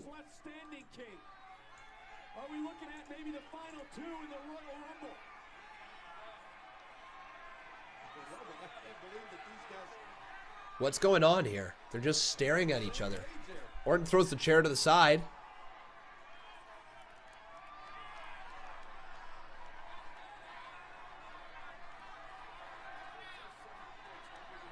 Oh, cool. You're a tough son of a bitch. I will give you that. Alright, he says.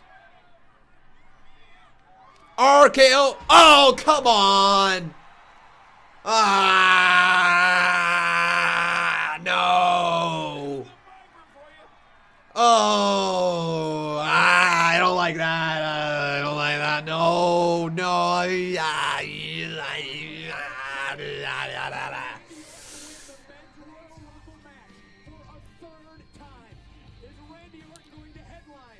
Randy Orton hits the RKO on Drew McIntyre. I don't like that. I don't like that. My bias for McIntyre is showing. I know it is, guys. I know it's heavily showing.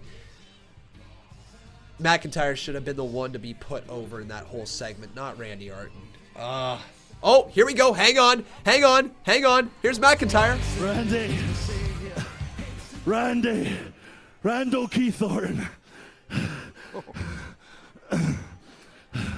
Give me a microphone that bloody works. We heard you.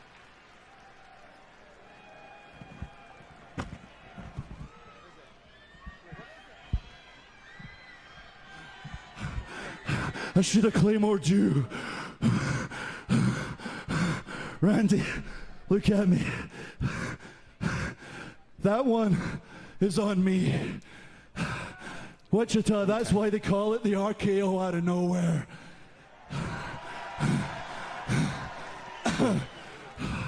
That one's yours. It's not gonna happen again, and we're not even. Here's what's gonna happen this Sunday. I pray to God you and I end up in the ring in the Royal Rumble together, because the Claymore's not coming out of nowhere. I'm gonna kick your damn head off your shoulders. Wow. I'm gonna win the Royal Rumble, and finally, after all this time, Drew McIntyre is gonna main event WrestleMania. I want it! I want it! I want it! Come on! Give me Drew in the main event. Give me McIntyre in the main event. Oh, yeah! What a promo, man! That's why he got RKO'd. And Drew McIntyre gets over again. Guys, this man is money. He is money, money, money, money, money. Listen to Shane McMahon's theme song and look at Drew McIntyre, because that's what he is. Money, money, money, money, money, money, money, money, money. Here we go. Here's Charlie Caruso. The first woman to declare herself in the Women's Royal Rumble match, the Queen, Charlotte Flair. All right, Charlotte. Charlotte, last year in the Women's Royal Rumble match, you were the one to eliminate the most competitors, and you were the second to last woman standing. How confident are you heading into this year's match? Well, I'm always confident. But I'm also prepared. I'm prepared to face anyone and anything. Anything? Oh, there's Becky. Hey, Bex. Yes.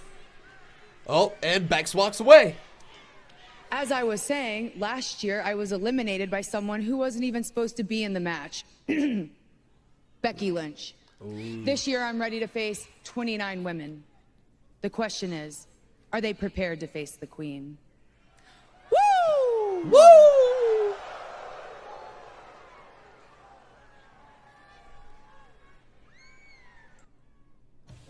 And there's Becky. All right, cool.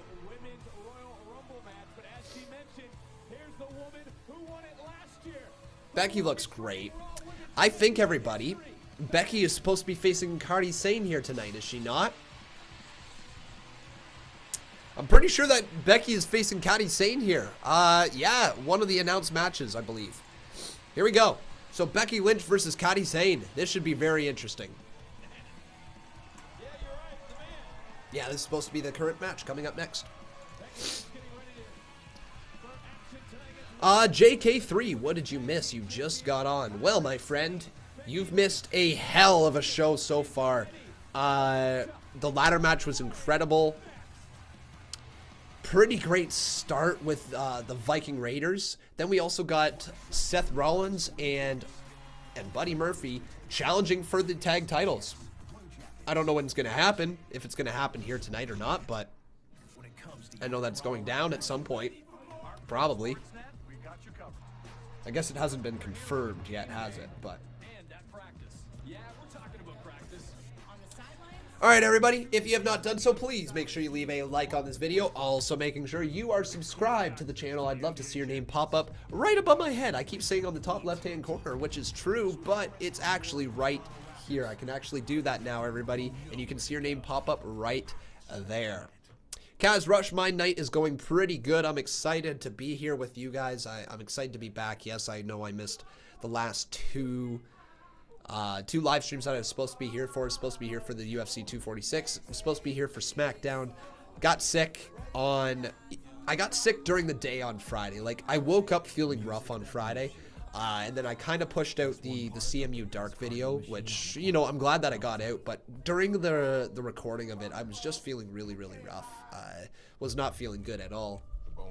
So I decided to take the Friday night SmackDown stream off in hopes that I'd be okay for UFC 246. I woke up on Saturday with barely any voice and did not feel good whatsoever. Again, felt worse than I did on the Friday. Yeah, so then I missed the Saturday stream as well, and Sunday wasn't much better. I laid around. I was supposed to go play hockey on Sunday. I didn't even go do that. It was one of those things that were just rough. White Wolf Gaming 2, thanks again for following me, buddy. Conman was just loved by everybody. Marcus Ryan saying, would be cool to see Dream has a surprise entrance in the Rumble. It would be cool. Be really neat, wouldn't it? Alright guys, if you have not done so though, please leave a like on this video. Once again, also making sure you are subscribed to the channel. Do your best impression of WWE superstar can be any superstar of your choosing. Well, my voice is basically still very, very gone right now, but let me try and do a little Toss wide! Hurrah, hurrah, hurrah! Toss wide! Hurrah, hurrah, hurrah!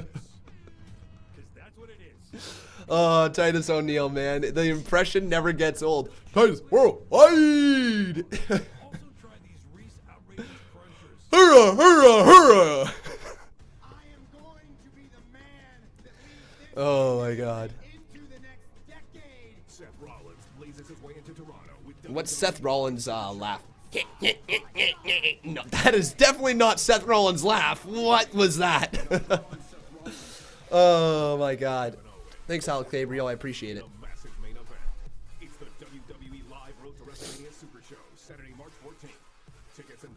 Heelsmark asking me on Twitter, saying, do you like how Drew is being positioned as a face? For me, personally, I like it since it's something different, but it's definitely welcome. Yeah, big fan of it. Big fan of it. I gotta blow my nose real quick. This program is aggressive in nature. It may contain themes that are not suitable for everyone. Viewer discretion is advised.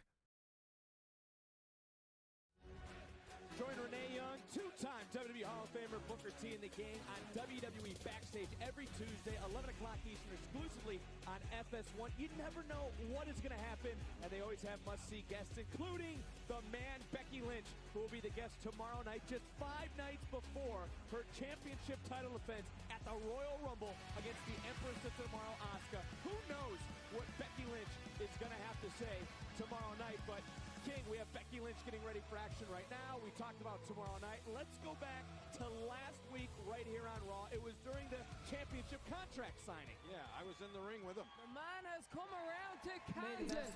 All right, sorry about that, everybody. Sorry about that. I just had to blow my nose.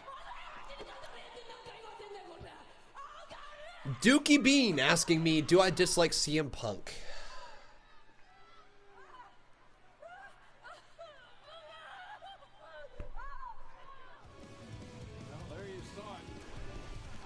Do I dislike CM Punk? Yes, I do. I do dislike CM Punk. I don't think I've ever loved the human being. I think I've liked the character he's had in wrestling. I like what he did for the wrestling business, but I've never been a big like CM Punk person fan. I've never been a Phil Brooks fan. Let's just say that much. Here's Becky. Looks fine right now.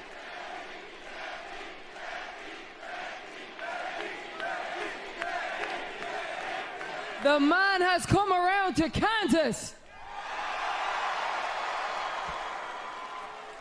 Now, last week, Asuka, you came around and you did me a favor. You did me a favor because when you sprayed that mist in my eyes, you helped me see things clearer than ever. Maybe, I like that. Maybe it's you who should be doubting yourself against me. And maybe you are. Maybe that explains the sneak attacks. Maybe that's why you won't face me head on. Maybe that's why I'm facing your tag team partner instead of going to war with you right here, right now, here tonight. Wow. Wow. Now, Asuka, you did beat me at the Rumble last year, but who won in the end? Because I went on to make history all around the world, and you went on to YouTube to make soup. Wow. So you can okay. taste my eyes. Okay, you got my attention. At the Royal Rumble, I am coming around to collect on one last debt, and I will teach you what I know now. You can't beat me anymore.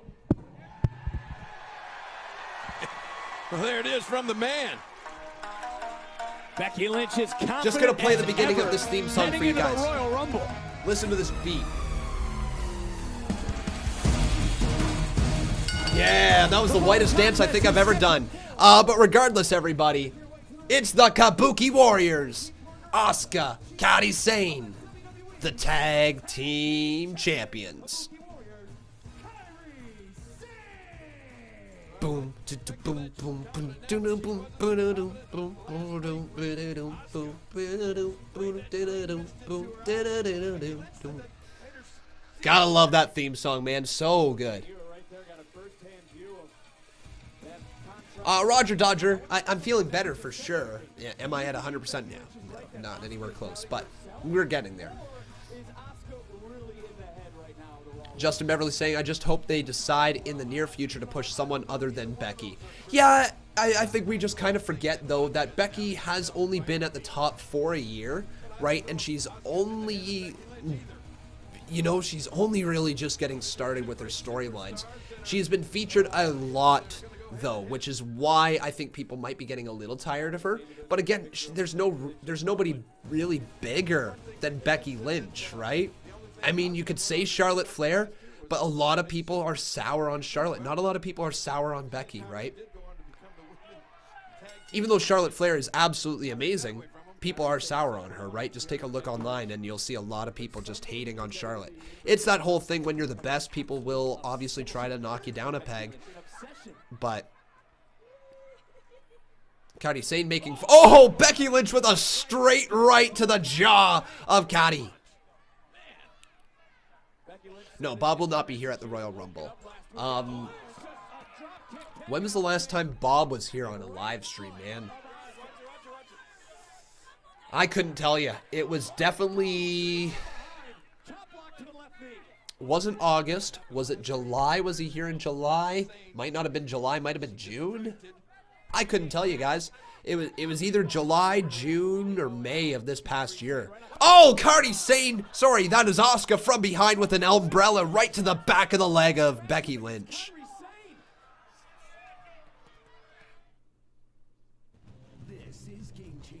Golden Starman, I would absolutely consider watching NWA. The thing is do I plan on streaming it right now? Not right now. I don't. I can look into that. And just my big thing, and I know this is how my mind works, and it's one of those obstacles that... Actually, you know what? Let's have a little life chat right now. Why not? So, one of the biggest things with life is learning how to overcome your own mental blocks and what it is about you that gets in your own way. And like 95% of becoming some success or somewhat successful or going on to do bigger things or following your dreams, 95% of it is just getting out of your own way. It's mostly finding what it is that stops you from achieving those things, whether it be, and whether people want to hear it or not, whether it's a mental block as in you don't have the drive to want to do it, right? If you don't have that drive, if you don't have that ability within you to want to pick up and do stuff and just not sit down for your spare time and to work, right? Then you can get somewhere. But it's finding how to get out of your own way. You know, some people do have that. They really have that issue where they don't know how to navigate their life and they can't truly get out of their own way. They can't let their brain stop them from advancing forward. They can't let whatever it is, whether it's the fact that you like to sit down and watch TV at 6 p.m., get out of your way. Whether it's the fact that you want 12 hours of sleep or whether you want 8 hours of sleep. If you don't get that much sleep, right, you might not be able to get out of your own way. And it's finding the ways to navigate through to get out of your own way. I know I sound like I'm rambling right now, but essentially where I'm getting at this is that I know myself, and I know one of my biggest mental blocks is taking the time that I have for myself and realizing that it is okay to work that time if you want to, but I have to want to do it. If I don't want to do something, chances are generally I don't do it, right? And that's my biggest mental block, is getting over the fact that if you don't want to do it, sometimes you gotta do it. And I've been slowly getting adjusted to it, but that is why I don't jump in too big, too deep with too many things at once, right? You got to think, within just the last couple weeks, we have added in Impact Wrestling live streams, and we have added in CMU Dark, which are two new series a week, which is fine. You know, I'm very excited about all the stuff that I've added. But if I would have, let's say if I started doing NWA additionally on Tuesday, well, when is that point where I'm not going to be getting out of my own way and I'm going to burn out, and all of a sudden I'm not going to be interested in creating something? I'm going to take time off of YouTube or whatever. You know what I mean? There is those things that I run into, and it has happened in the past on this channel when I have tried to put too much on the channel. Series that I wasn't enjoying ended up getting pushed to the side, getting dropped. And let's be honest here, the review streams right after the show and Hold the Rope were two of those shows that I couldn't get out of my own way to do. I couldn't. I could put a lot more effort into it if I was at that point. So what I'm going to say with like the AEW Dark or NWA, sorry, not AEW Dark, with NWA Power, I'd like to stream it someday. I think we probably will because it's possible on Tuesdays. We are just not quite there yet. Personally, I've just added in a little too much at this moment, and I'm not quite there to be able to say, yeah, I'm willing to go live again for another hour here on Tuesday, right?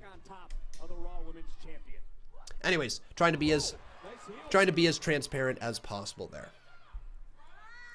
Asuka just sitting on top of the top turnbuckle for some reason, just mocking Becky Lynch as Kairi Sane just throws a right hand. But one right back there. I just realized this as well. We don't have the Twitter poll up. So let me ask you guys, who do you think is going to win? Becky Lynch, who has seen Asuka in the face of every woman she has stepped face to face with over the last several months. And now Lynch, retaliation uppercut on the Sane. Ooh. Oh, what a big move by Becky Lynch. And now the man starting to roll here on Raw. Lynch leaves her feet. All right, everybody. Head on over to twitter.com/Conman167. Vote in the poll for who you think is going to win. But Becky Lynch now sees Asuka just draped all the way up there. Turns her attention back to Kairi Sane. She moves out of the way just in the nick of time. I'm surprised the referee has not done something about Asuka. She's part of her's inside the ring. That's a good one to take note of there, Kevin, for sure. Kairi Sane looking for a big fist to the face of Becky Lynch.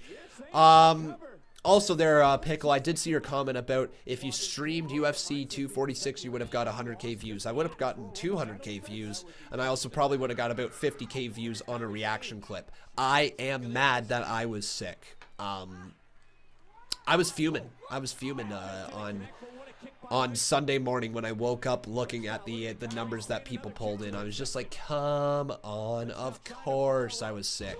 Of course I was sick. Anyways, though.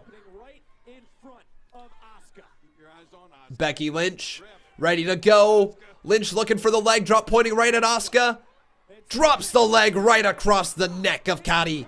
Kairi Sane just kicks out. And I mean, just got the left shoulder up. And now Becky Lynch looking for the disarmer. Oh, looking for the disarmer. Disarmer not locked in yet, though. Kairi Sane gets right around. What is Kairi Sane looking for? Oh, nice little cover. Oh, my God. Jackknife. 2. Oh, Becky Lynch just got out of that one. Wow. That was close. Kick to the midsection there of Kairi Sane. Lifts her up. Oh! What a DDT reversal by Kairi. Into the cover, 2. Becky kicks out of that one. Wow, folks. What a match this has turned into. It's almost... yes, X Falcon, I do read the Twitch comments. It is, I will admit, a little bit difficult to turn over here, but I will try this. So, about your live reactions, keep up the good work. I'm about to do graphic design for your stream. I'm going to keep this brief. Take a look at the website addressed on my profile banner. Oh, sorry, dude. Thank you for the offer. If you'd like to send it to my work email, you can send it at conman167@hotmail.com. All right. Thank you so much, though, if you're doing some work for my channel. I appreciate it. Oh, a forearm right to Asuka, and the cheap shot sends the Empress of today to the outside. Or just the entrant, or the Empress, I should say. Lynch right after it. Exploder delivered to Kairi. Turns around, big spin kick to Kairi Sane. And here she goes. Disarmer's locked in. Kairi Sane nowhere to go. Kairi forced to tap out. Now Asuka, Shining Wizard to Becky Lynch, and Asuka's going right after Lynch. She did not like that cheap attack right there, that cheap shot from behind. And Asuka lock is locked in deep. Asuka's got it locked in deep here. Oh, yeah, man. Asuka.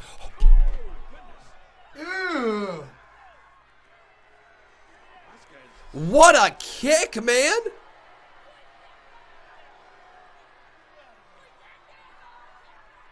What a kick from Asuka. Is this what we're going to see Sunday?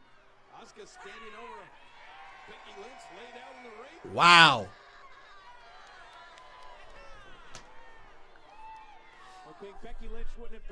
Hey, Justin Alfred, how you doing, buddy? How you doing? And Lynn Figs, welcome to the channel, my friend. Nice to see you. Wow, that kick though from Asuka, that was insane.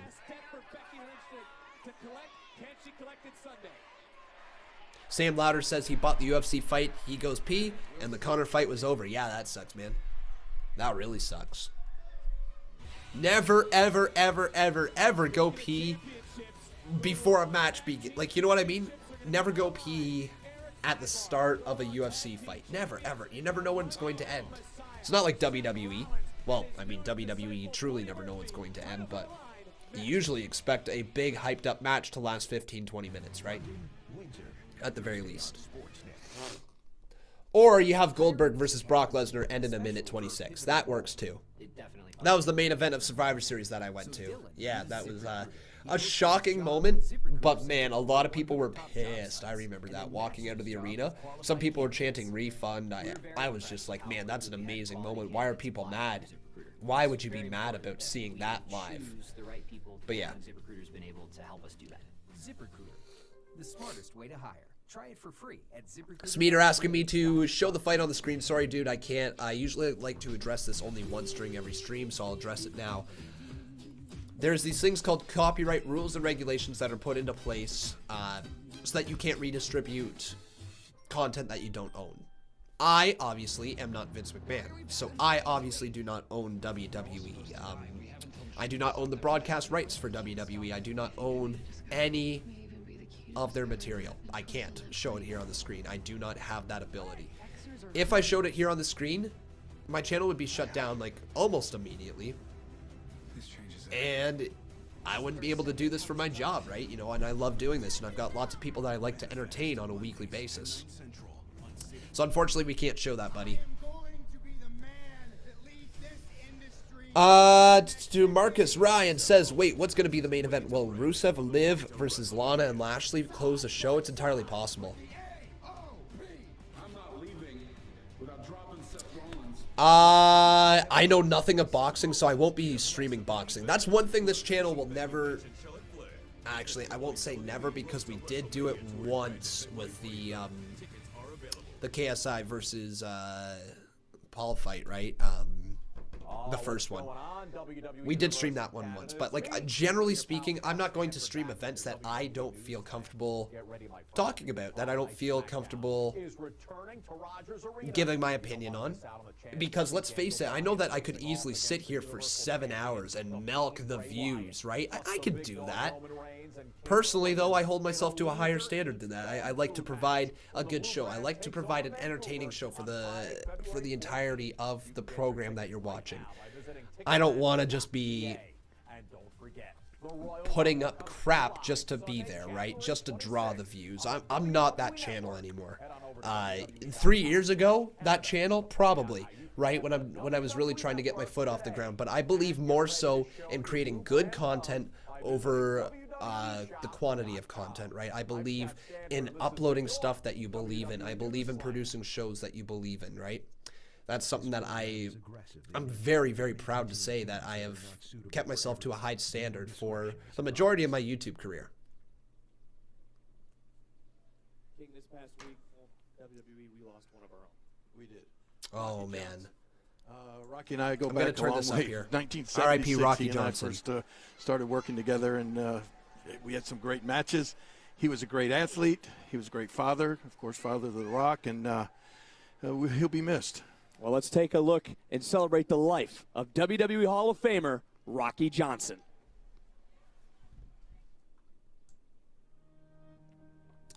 Unfortunately, everybody, I can't turn this up here because the audio will be copyrighted in the background, which is a damn shame. But everybody here in the chat, can we get an RIP to Rocky Johnson? His popularity would skyrocket joining the WWE in 1982, electrifying audiences as the Soul Man. We got ourselves a $5 dono from Kevin Langoff. Thank you, buddy. He says, yeah, remember what happened to Wrestling Network when they showed the videos? They got shut down. Yes, they did, my friend. Very quickly, actually. I'm always going to try to be as honest as I can with people in the wrestling community, too. I personally don't believe in misleading audiences, right? I really... That would be my biggest pet peeve when it comes to wrestling YouTubers, is the speculation, the constant speculation of stuff that just, it's very, very obvious that it's not true, or if it comes out to be true, then you look like an idiot for making a 10-minute video on it. All it does is further continue the rumor, and if the rumor isn't true, that's how rumors spread, right? And I'm not one of those YouTubers. I don't, yeah, you know, that is the trick to becoming a 500, 600, 700, 1 million subscribed to channel. Absolutely, to push out rumors, clickbait. I mean, you guys know the top channels. You know what they do, right? And yeah, cool. It's a good drive. It's a good way to have conversations with everybody. It's a good way to get interaction on your videos, but man, oh man, it does a lot of harm to the wrestling community. It really does. That's not just my personal opinion either. That's almost a guaranteed fact. I know what I just said, almost a guaranteed fact. Doesn't make it a guaranteed fact, but you know what I mean.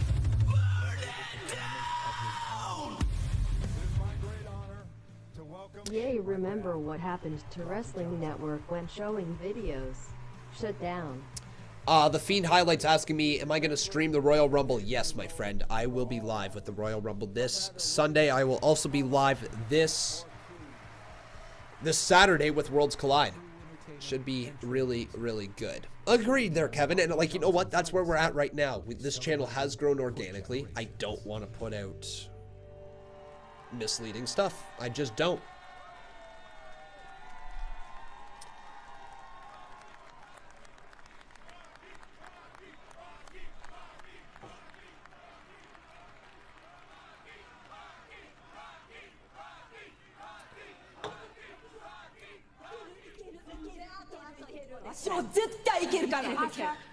Is this the kind of champion you want to be known for? Someone that attacks from behind and needs somebody else's help? Someone that uses toxin as an advantage? Huh? お前何言ってんの? 何が言いたいんじゃこれ分かってんのかこれベッキーは簡単なんじゃイージーピージーなんじゃ分かったかこれベッキーが姉さんに勝てるわけないないんじゃこれ At the Royal Rumble Becky is not ready for Asuka!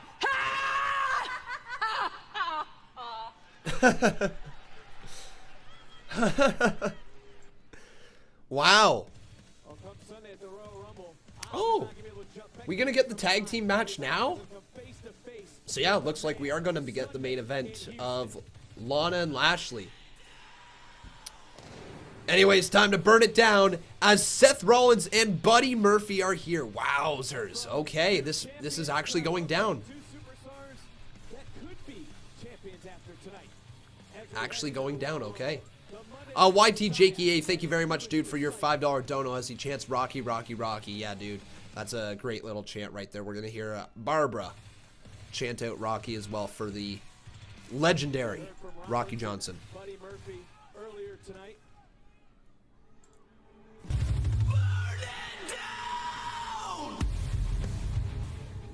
Rocky, Rocky, Rocky. Look at this. And of course, wherever Rollins goes, the AOP. Oh, what am I? Is it going to be the 8-man tag tonight, or is it going to be the tag team title match? I don't know. Rollins said this is fate, being joined by Akam, Razor, and Buddy Murphy. Here comes the Viking Raiders, but is Kevin Owens and Samoa Joe going to come out with them as well? I don't know.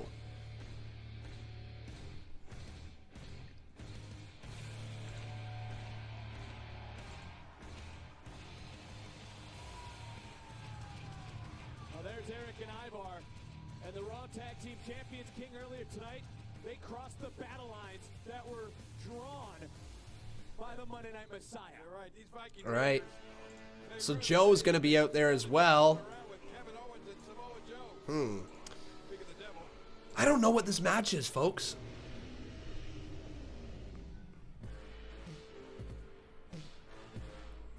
Joe. And then here comes Kevin Owens. Cool. So, like, here's the foursome. Is it going to be a 8-man tag team match? Like, is that what we're at? YT Jakey, thanks, buddy. He says it's for the tag titles. I saw it on Twitter. Thank you so much. All right. So it looks like the tag titles are going to be on the line here against the Viking Raiders and Seth Rollins and Buddy Murphy, apparently. Okay. tag title match. Cool.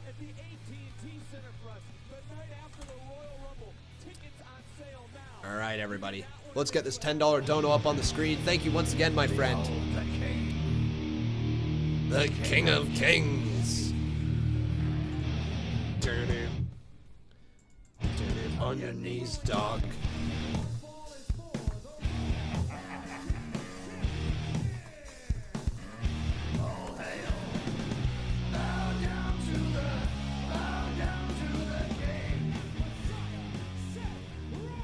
Cool. It's for the tag team titles. I saw it on Twitter. All right. They are the Raw Tag Team Champions, Erick and Ivar, the Viking Raiders! Big, is this the toughest test to date for the Viking Raiders? Oh, without a doubt. Without a doubt. All right, guys, let me ask you over on Twitter, who will win is the big question. Hashtag Raw.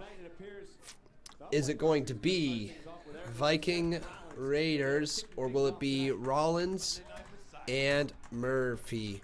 Ooh. Oh, it appears. Okay. And they have a nice little hug. Rollins with the hug to Buddy Murphy. New Disciple there. Oh! Oh, what a running knee there from Erick. And man, oh man, we got ourselves another $10 dono from YT Jakey A. Thank you very much, my friend. I appreciate that. But once again, guys, who do you think will win this match? Is it going to be Viking Raiders, or is it going to be Murphy and Rollins? Oh my God, look at this scoop slam. Down goes Ivar. And Buddy Murphy's in a real tough predicament. Pulled to the outside of the ring. Seth Rollins going to try to pump up Buddy Murphy here. But I think he's in a little bit. Oh, AOP from the other side. But there's Samoa Joe and Kevin Owens. And that's the reason why they're out here tonight. And now we got ourselves a brawl back inside the ring. Seth Rollins brawling away. Oh, over the top goes Akam and Razar as Samoa Joe and Kevin Owens push them into the crowd. Nicely done, everybody. To the crowd brawling through it, as that's going to eliminate all those guys from ringside and let us focus on the tag team title match at hand inside the ring. Oh boy. All right, so let's get them all up here on the screen. So we got Erick and Ivar. Erick and Ivar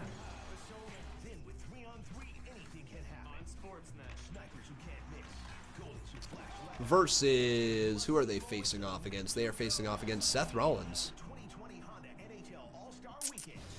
Where's Sethy Poo? There he is. Seth Rollins and Buddy Murphy. There we go. Posted his job, ZipRecruiter sent it to over 100 top job sites, and then matched his job with qualified candidates. We were very impressed with how quickly we had quality candidates apply through ZipRecruiter. It is tag team title match. It's important that we choose the right people, and ZipRecruiter's been able to help us do that. Boom, boom. The smartest way Go. to hire. Beautiful, everybody. Ah, she looks friggin' fantastic, doesn't she? Like the poll that always says friggin' fantastic. Waleed Hijaz says this is the final Raw before the WrestleMania sign next week.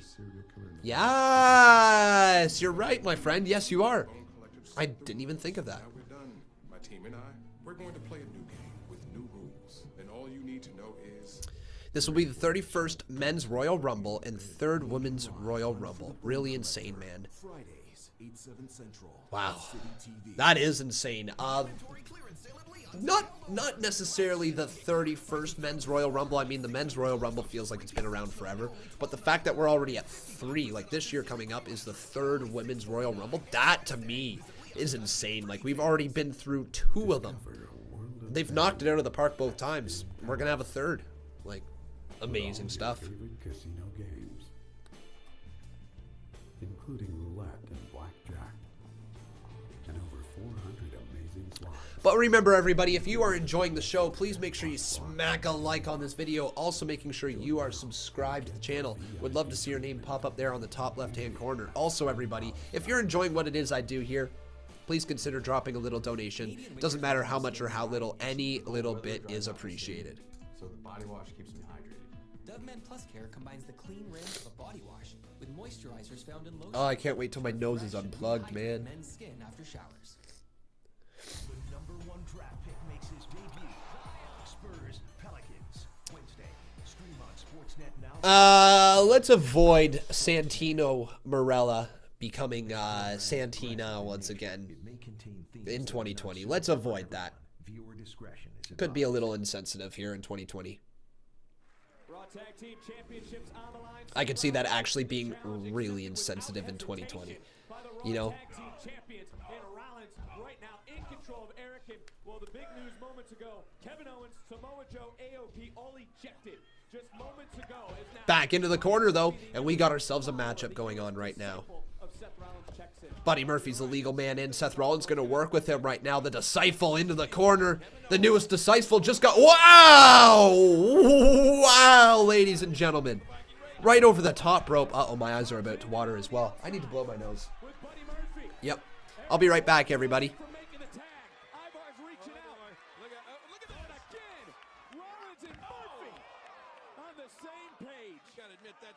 Strategy right there. Well, as we mentioned, it was Seth Rollins earlier who issued this challenge, and what a kick. What a super kick, and now what a knee from Buddy Murphy. And Murphy hoisting up Erick and planning one half of the Raw Tag Team Champions. Murphy with a quick tag, in comes Rollins. Here comes the Monday Night Messiah. Whoa! Into the cover, hook of the leg. Oh, close, but no, Erick kicks out.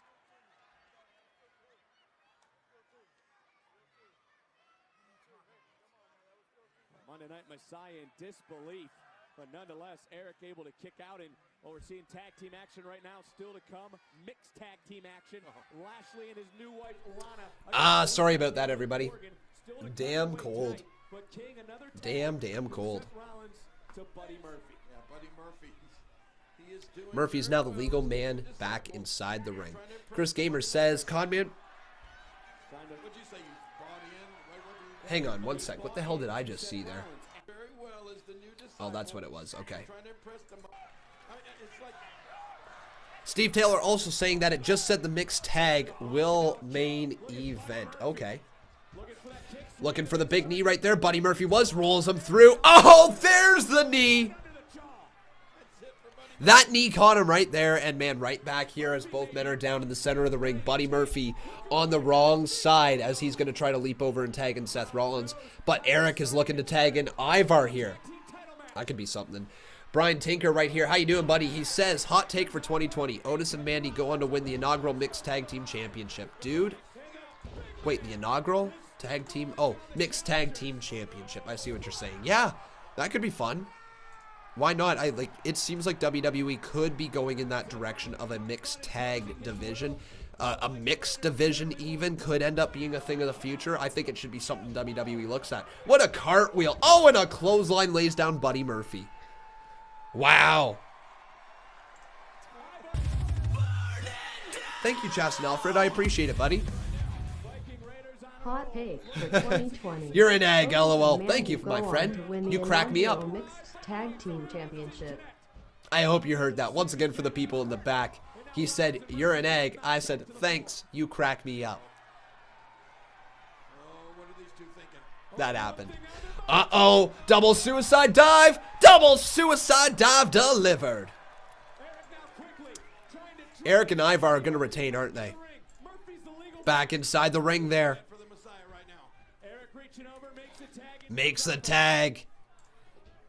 In comes Ivar. Throws him right over to Erick. Lifts him up. Oh, it's the Viking experience. But back inside the ring, Rollins. Oh, breaking up the pinfall there with a clubbing blow to the back. Insecurity there to the side of the head. Holy crap, no way. Oh, spinning heel kick from Ivar. Man, the dude can get his legs up high, can he? Beautifully done. That's excellent comedy. Oh, dude. It's okay. I got yokes for days. Get it? Yokes for days? Okay. Thanks, dude, for your $5 dono right there. And YTJKA once again dropping another $5. Thanks, buddy. Lol.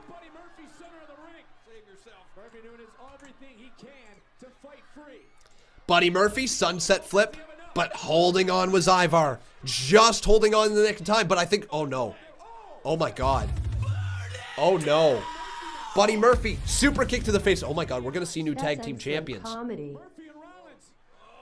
We're going to see new tag team champions. Oh my God, double power bomb.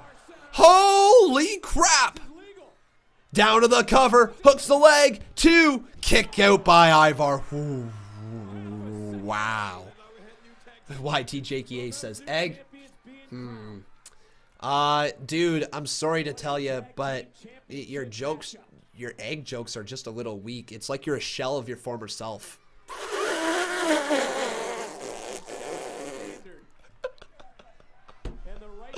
Oh my God. Oh, what am I doing? Thank you, buddy, once again for another $5 dono. Oh, Ivar breaks through, double handspring. Oh, and he delivers it. Man, Ivar.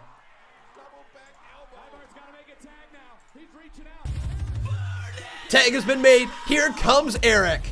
Erick now telling him to get up. He's telling Ivar to get up. He needs to hit his big move right here. Gut wrench. Oh my God, just holding it right there. Oh my God, power bomb delivered. Ivar, but Rollins! Oh my God! Is Ivar okay?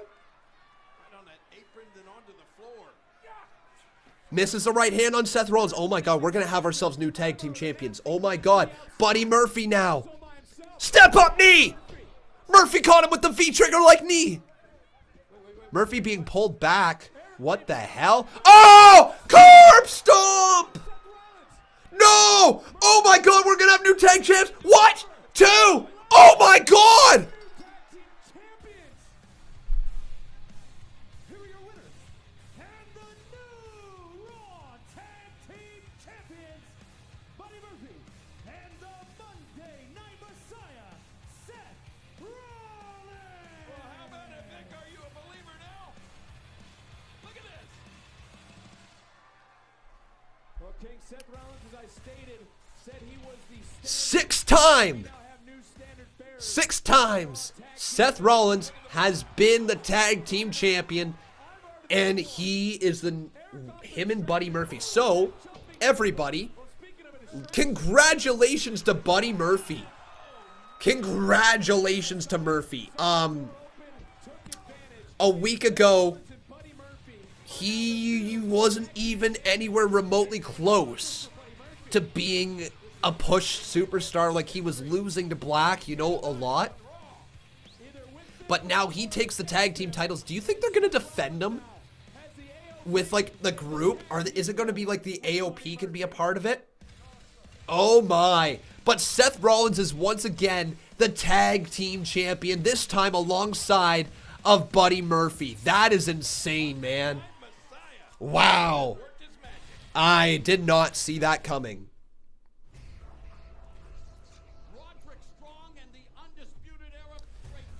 Really did not see that one coming. Wow.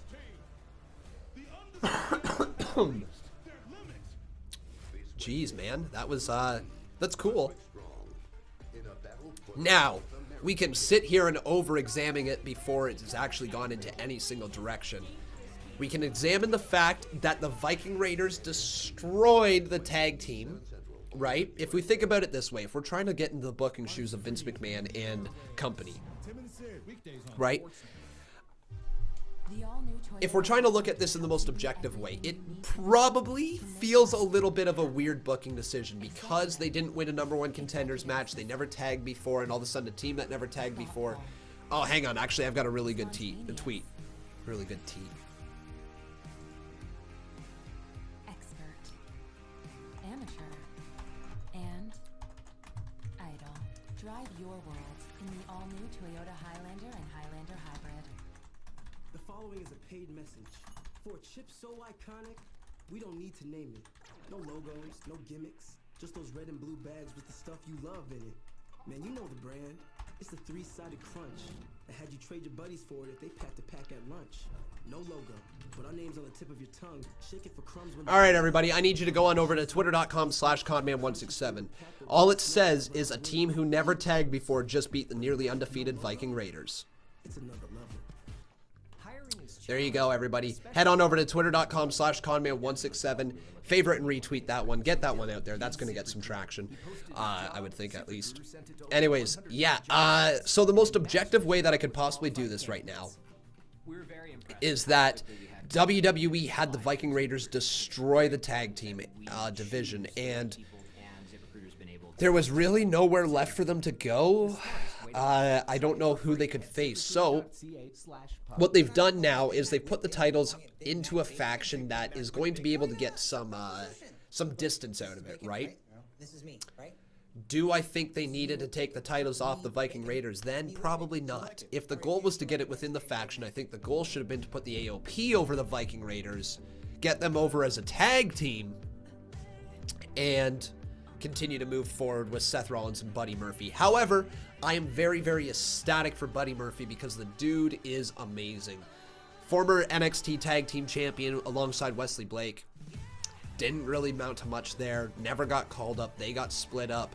It seemed like they might go their separate ways. They might get lost in the shuffle. Buddy Murphy then gets sent to 205 Live. Has a great storyline with him shredding down for 205 Live. Then he gets the call to the main roster.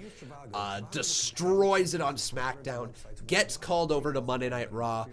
And has an incredible series of matches with Alistair Black, and now he's the tag team champion. I mean, somewhere along there, he won the Cruiserweight title as well. I forgot to mention that. That's kind of a big, big career path. Career stop, I should say. But still, overall, really, really, really a good growth period for Buddy Murphy over the last 2 years. YTJKA says, these egg jokes made the Viking Raiders lose their titles. Nice job. Aw, dude, I'm sorry, man. I'm sorry.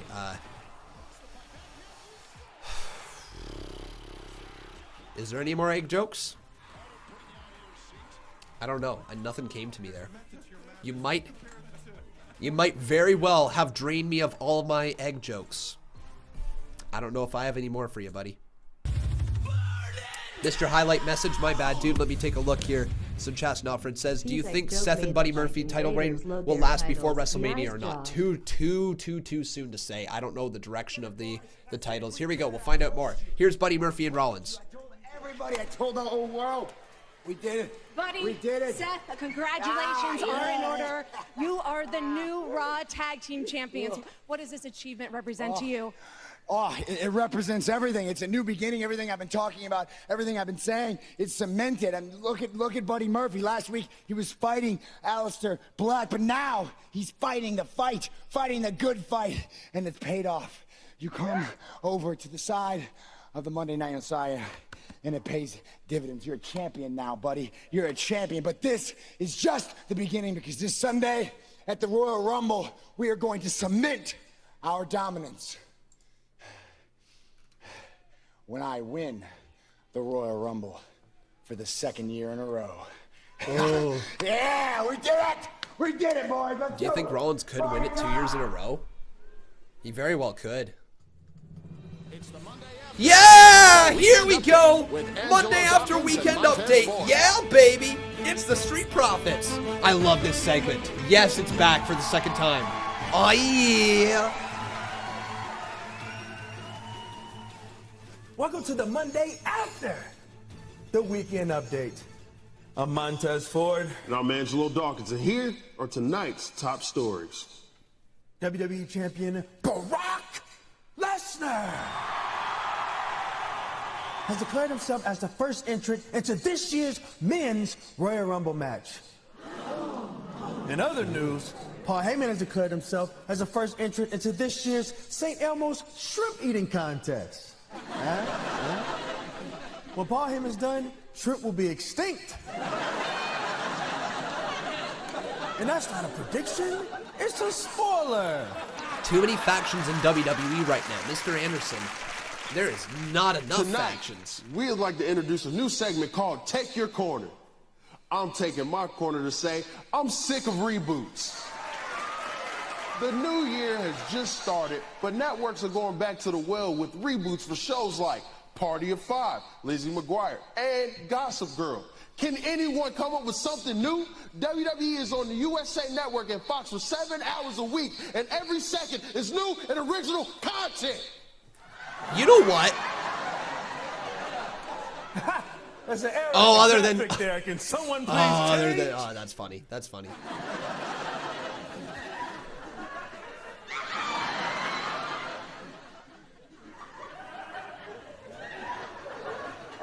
I would like to announce that I've moved to a new corner. I love reboots. We are just 6 days There away you from go. the Royal Rumble pay-per-view. Here with analysis, please welcome from the site of this Sunday's pay-per-view at Minute Maid Park in Houston, Texas, our Royal Rumble correspondent, R-Truth. Houston is a very large city in Texas. Everything big in Texas. R-Truth's a Houston's part of right it there now. inside Texas. There's a famous space center here. Don't mind the jacket because it's Celsius degrees and Houston is mainly considered to be humid. So, what are you talking about, bro? Y'all told me to talk about Houston, Texas. We want you to talk from Houston. Yo, Brock may be entering the Rumble at 1, but Truth's entering at 4:20. Can you at least tell us what it's like to be at 5 by Brock Lesnar? It hurts. H-U-R-T'_Z. Hurts. Apostrophe Z.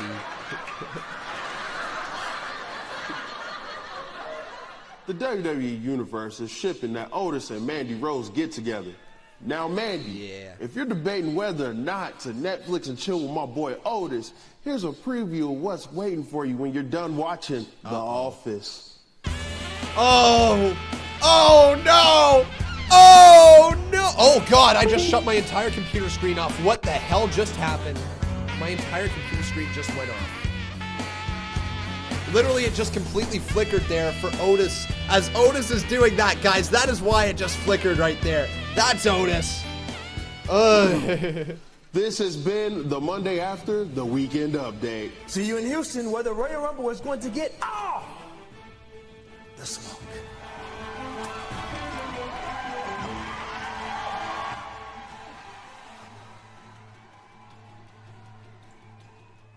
Yeah, my entire computer just disconnected there for a split second. Hey, yo! It's time for a little Matt Hardy action. That's Jeff. Delete! Are they ever going to bring Matt Hardy... like... There's just so much more you can do with Matt. It's cool to see him here, but I hate that he's coming out as a jobber. He looks like a jobber, right?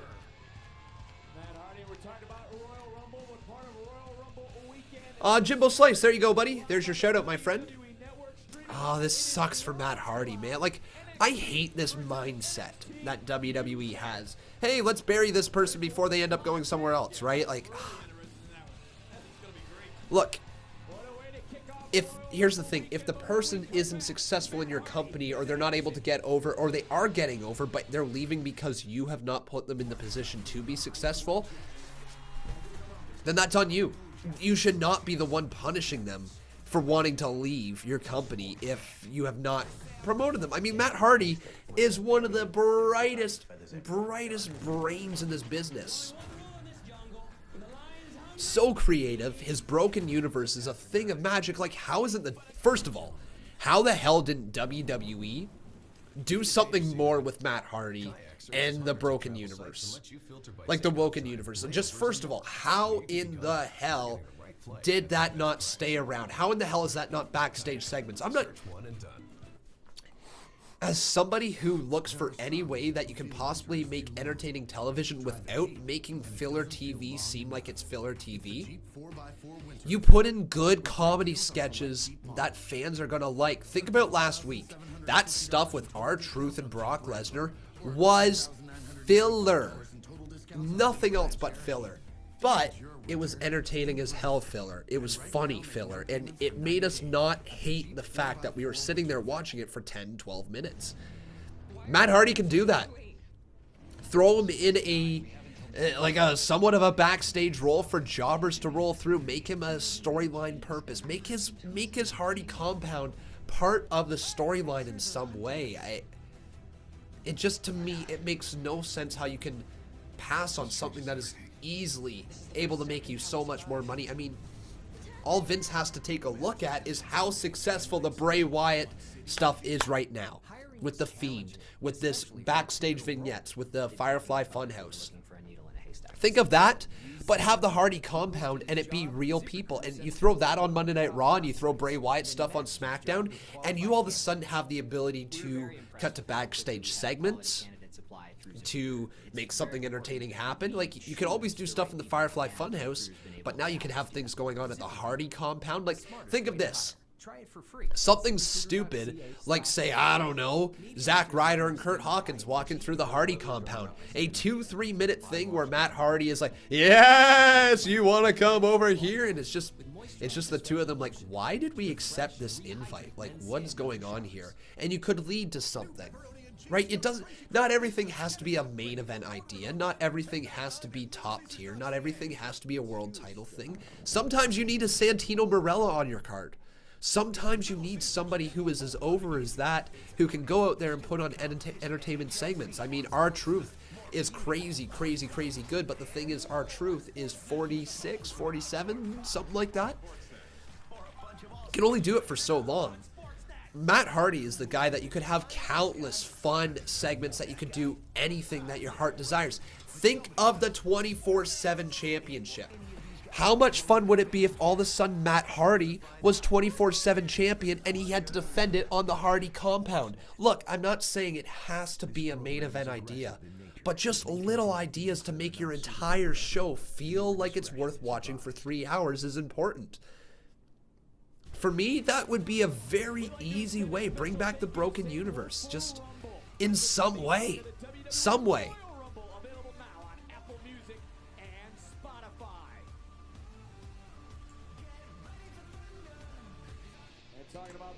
Bradley Robinette, thank you for your $2 dono. He says, bring back the Broken Universe. Matt needs it. Absolutely, buddy. Thank you once again, though, for your $2 dono. Oh. Oh, God. It's Rowan versus Hardy.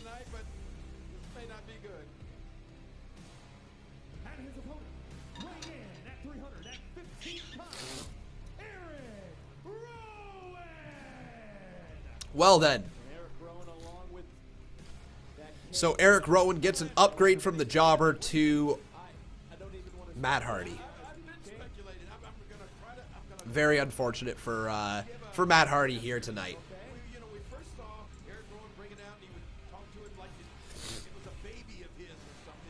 All right, so this should be really, really quick here. James Walton says, I am back. How are you doing? I'm doing pretty good, buddy.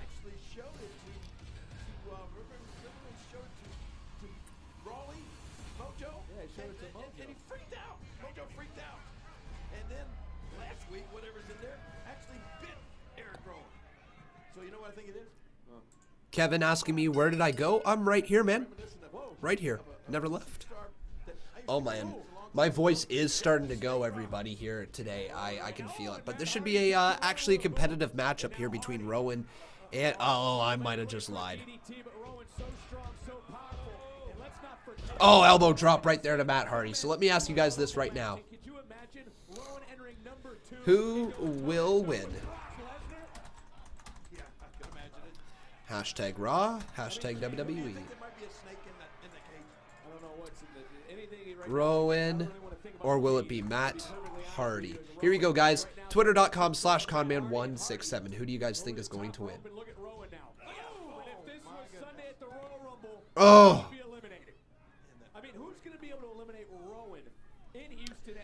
Do you guys think that Rowan gets a really good showing this year in the Royal Rumble? It's hard to envision Rowan being the guy that gets the big rub in the Rumble, but like, they built him up as such a monster. Maybe this is where they push him. I don't know. Jimbo Slice, I don't know why you think you're being annoying. No idea. Uh-oh. It bit him again. Rowan's been bit again. Whoa! Rowan just slamming that cage up and down.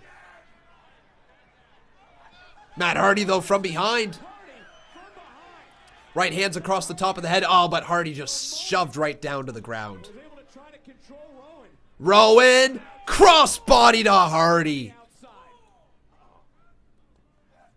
Is there going to be something in the cage here? Oh my God, Rowan just manhandling Matt Hardy back inside the ring. Hardy up.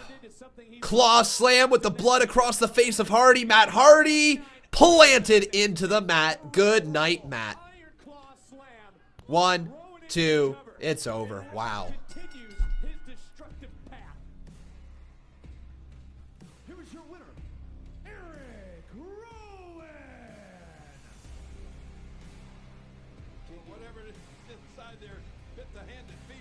Wow. Just like that, it's over. Matt Hardy victimized at the hands of Erick Rowan here tonight.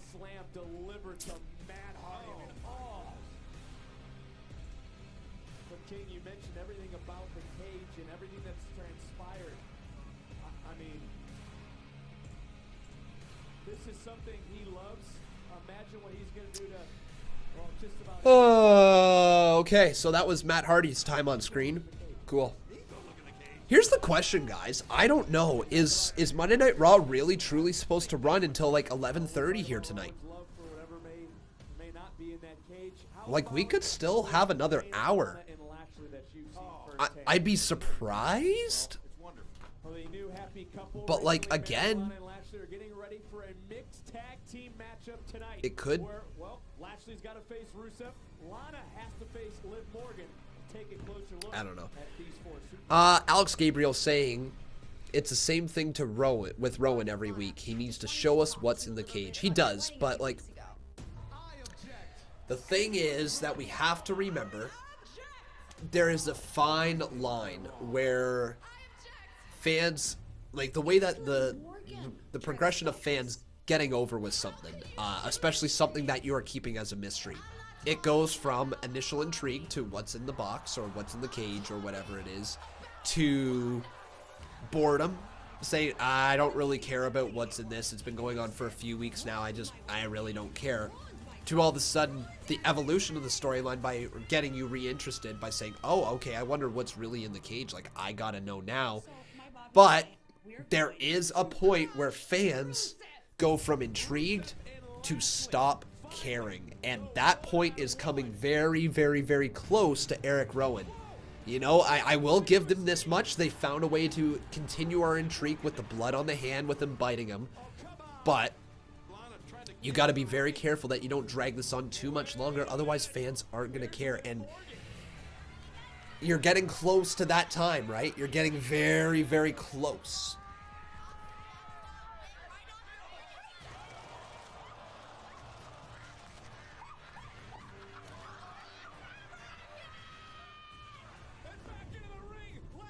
Oh, Primitive buddy, I'm so sorry to hear that.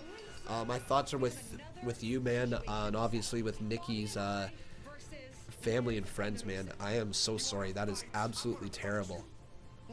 Absolutely terrible. Oh, man, I'm so sorry to hear that. You okay, buddy? I know that it's a tough question to answer right now, but hopefully you'll be okay, my friend. My thoughts are with you. Up next, it's going to be Lana and Rusev versus Lana and Lashley versus Liv and Rusev. There we go. I gotta blow my nose real quick, guys. I'll be right back. Nice bluff, Eric. You bluffed your way out of that one. You're poker ready. Download the PokerStars.net app and play. They're not even calling this Big Mac with bacon. They're calling it Big Mac bacon. You can't say Big Mac with bacon. Why not? It's a preposition. Look, this is bacon, right? Yeah. This is me, right?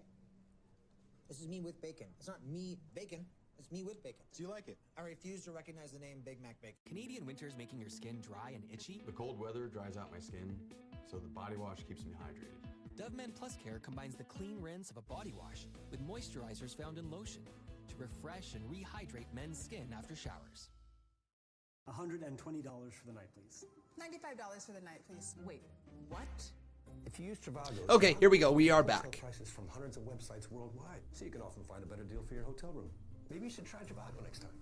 Hotel Trivago. Who is that? What's that name? Brian Odell asking me what's inside the cage. I think it's a rat. I think it's a rat. It's twice now that it's bit him right in the palm. I think that's the teeth of the rat, the ugly friggin' things. Or it could be something else, you know. Oh. Air during Traceback most recent. What the hell popped up on my screen right there? That. Hunt for the Bone Collector. Fridays, 8/7 Central on City TV. That was creepy. Is challenging, especially for a pivotal role. Yes, I do, James Walton. I do have a cold, buddy. For a needle in a haystack. So Dylan used There's a reason why I wasn't live on Friday or Saturday. 100 top job sites and then matched his job with qualified candidates. We were very impressed with how quickly we had quality candidates apply through ZipRecruiter. It's very important that we choose the right people, and ZipRecruiter's been able to help us do that. Chaston Alfred thinks it's a snake. It's not going to be a snake, okay? It's definitely not going to be a snake, because that would be completely going right after Jake the Snake's gimmick, and Jake the Snake can't have his gimmick replaced. It's not going to happen.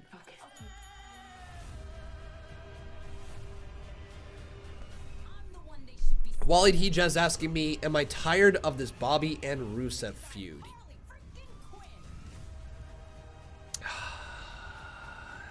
Tired? Am I tired of it? I don't know if I'm tired of it. I would say I am growing uninterested, but I still am wondering what's going to happen in their segments. You know, I don't necessarily care about it, but I am interested to see what's going to happen, and I think that's the case with a lot of people. I know some people will be tired of it, tired of it, and I know some people are loving it, right? I'm somewhere in between. Viewer discretion is advised.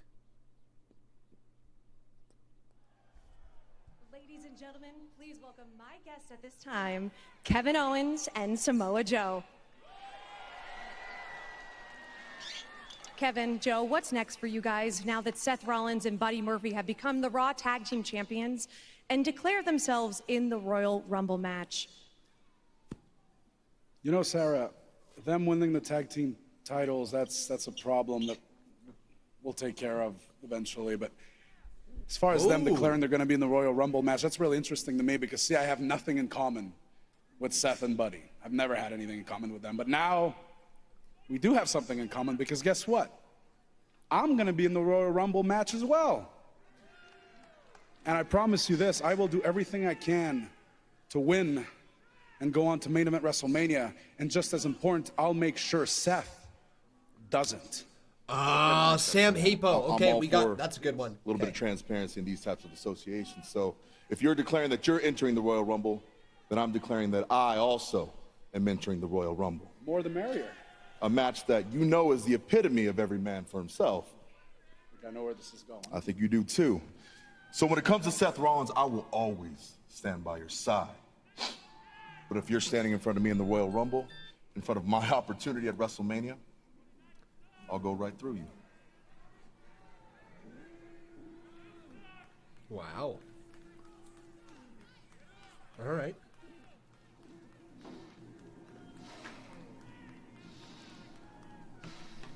Wow, a lot of very bold and exciting statements there. And now, ladies and gentlemen, please welcome my guest. He is the 24/7 champion, Mojo Rawley.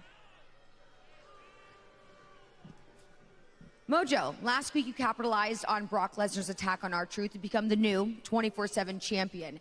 You also said at the time you were going to be a different 24/7 champion.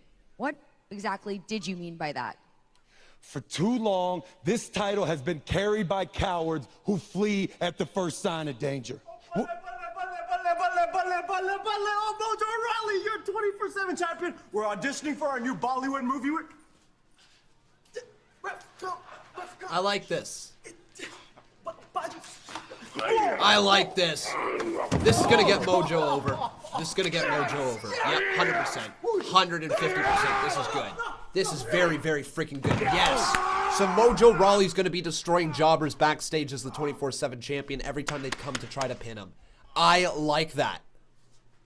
I like that a lot. That's gonna be awesome stuff, folks. I think that's a wrap. Mm-hmm. Yep.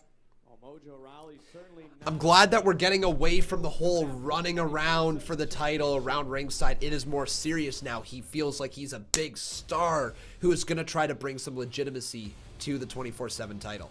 So, everybody right here regarding the fact that this has been, our Monday Night Raw is set to air until 11:34 p.m. Eastern Standard Time here tonight. The reason for it, it's supposedly to, sorry, I'm not speaking English. The reason for it going to 11:34 here tonight is because apparently they are playing an episode of Ms. and Mrs. They're premiering or showing an episode, something like that, of Ms. and Mrs. to the entire world. So that's why it's been extended, because they're just going to show it right there and listing it as Monday Night Raw. I think that's from what somebody said in the chat. Whether it's true or not, I don't know, but remember, everybody, if you have not done so, please make sure you leave a like on this video. Also, making sure you are subscribed to the channel. I'd like to see your name pop up on the top left-hand corner. Lana's here, but she's wearing something.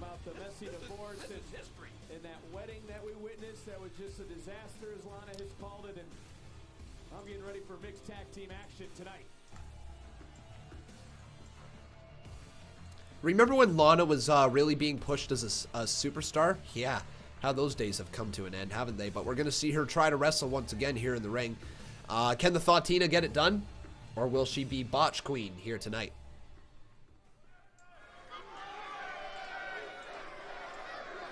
Oh boy, she's going to grace us.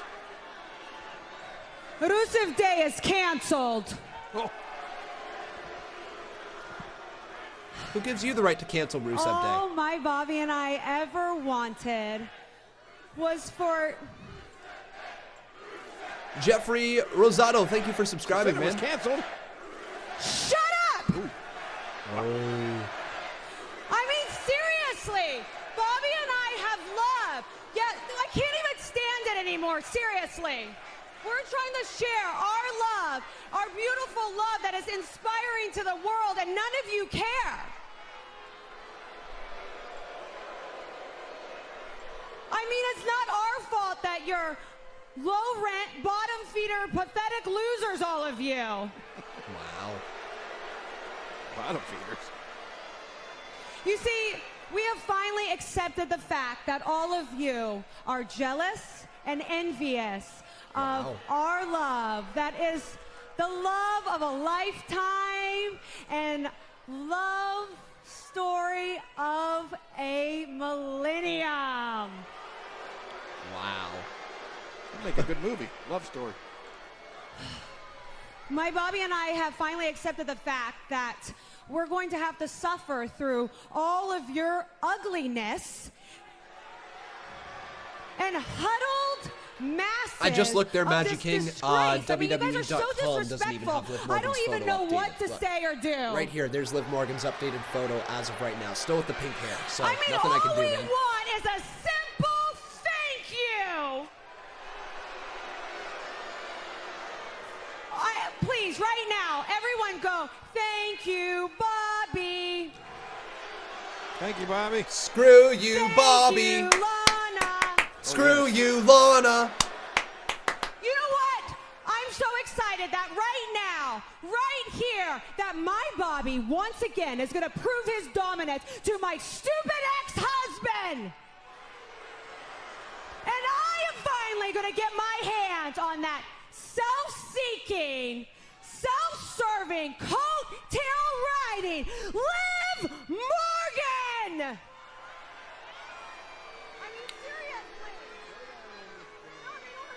Well, King, the mixed tag team match, it takes place next. What, next? Next? next? Guys, there's 9 minutes remaining left in the show. How is it next? It definitely is going overtime then. Maybe it must be. Unless this is going to be a really, really quick match. I don't know, but yeah, this probably has to go overtime. Like I don't know how else they're gonna fit Rusev's entrance in, Liv Morgan's entrance in, fit a match in, and conclude the match, plus the finishing of the commercials here. I don't know what they're gonna do. It must run overtime. Must. Natalie Rybanko, thank you for your $5 dono. He says 1 time with Roman, 3 time with Dean, 1 time with Jason Jordan, and now Buddy Murphy.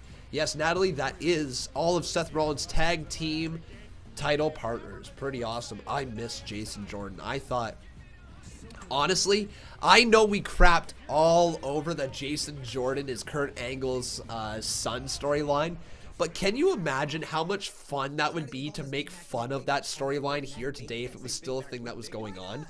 Like backhanded, like backstage or whatever. Hey, Dad. Hey, son.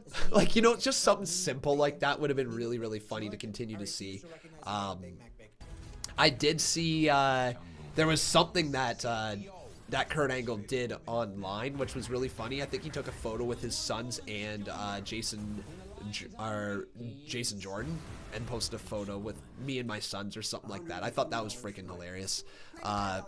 Maintaining kayfabe, right? If you use Trivago,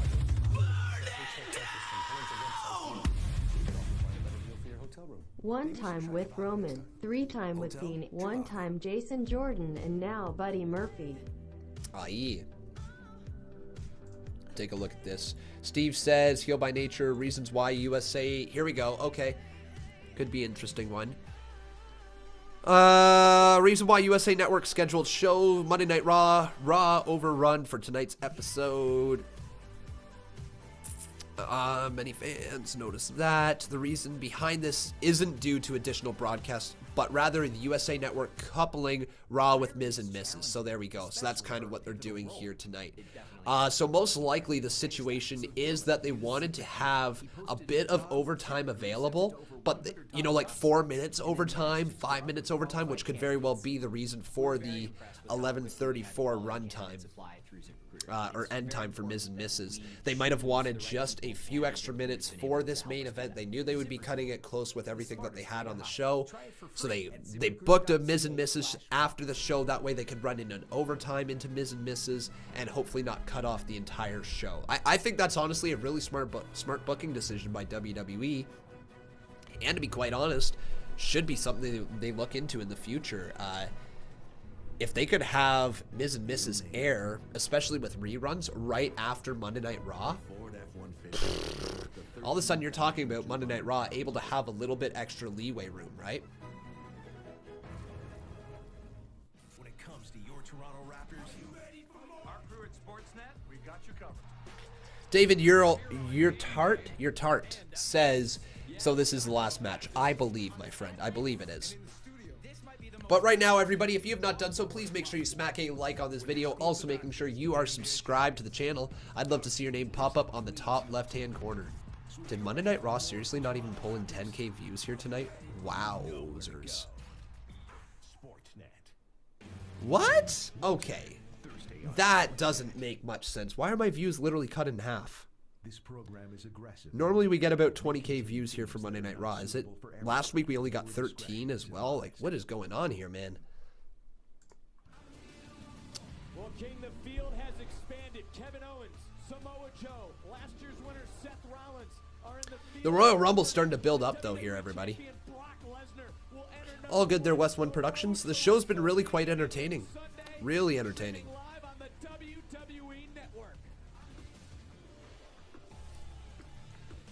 And Lana's got a Lana Day outfit on. I'm going to show you guys.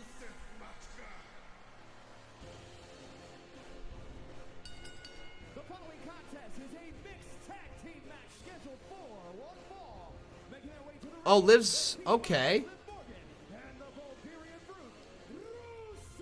Liv's got some cool gear. part of this love story, as Lana called it, being written here in moments after Man, Liv is focused on her way down to the ring. Man, she looks...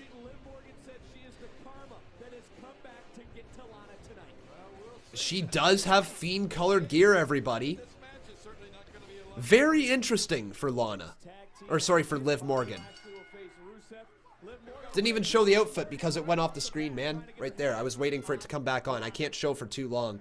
Lana is getting in the ring. Oh, there you go. There's Lana. You can kind of see what her gear is like. There's Liv Morgan's as well. So there you guys go. That's all I can show right at this moment. Especially with a bigger screen now. I got to be very, very careful what I throw up here on this big screen. But let me ask you guys over on twitter.com/Conman167. Who do you guys think is going to win this match? Liv Morgan right back up. And she's starting to deliver some clotheslines there to Lana. Drop kick delivered.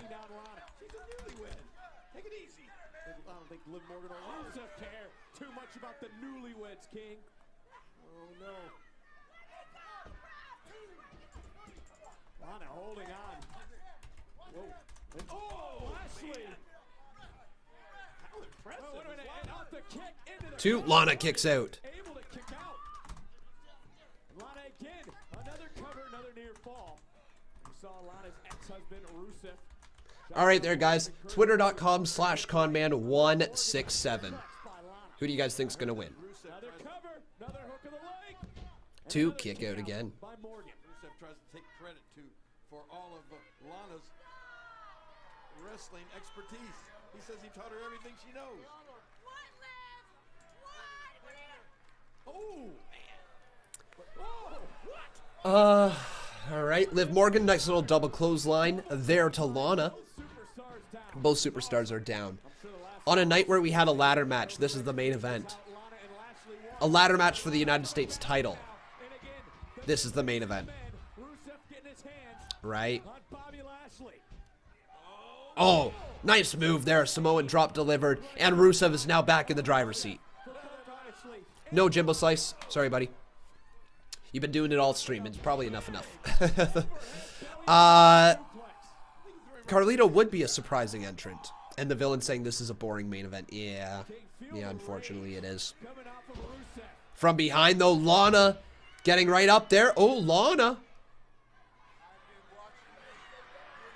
Bobby. Oh, Bobby almost punched Lana. So close. Rolls through by Rusev. Count of two. Kick out by Rusev. Oh, and a right hand from Lana. Rusev just got kicked. Gut wrench. Oh, my God. Dominator delivered. It's over. One. But Liv Morgan makes the save. I do too, they're live central. I agree, buddy.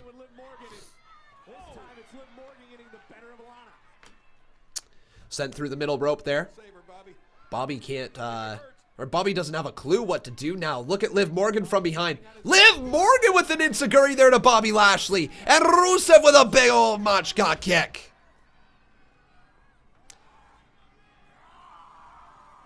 Bobby. The hot boyfriend. But here comes Lana from behind, grabbing onto the foot of Rusev.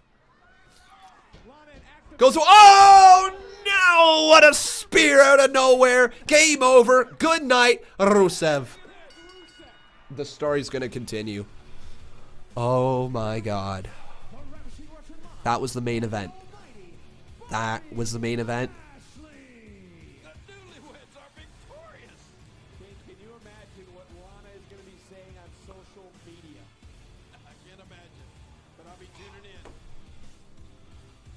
That was the main event. Watch this again. Look at Morgan. Nice job by Liv Morgan. Lashley was looking at Lana. Rusev looked like he had everything set up. And then Lana again out of nowhere. Wow. What a joke of a main event. What a joke of a main event. Into the victor goes the spoils. Wow. Lashley give Lana a first-class trip to WrestleMania King. Who's going to win the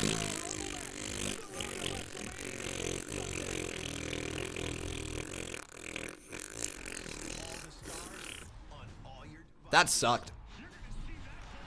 Wow. Leave it to WWE to put on an incredible, like, guys, think of this. Okay, we're just going to come to a little end here. on a night where WWE had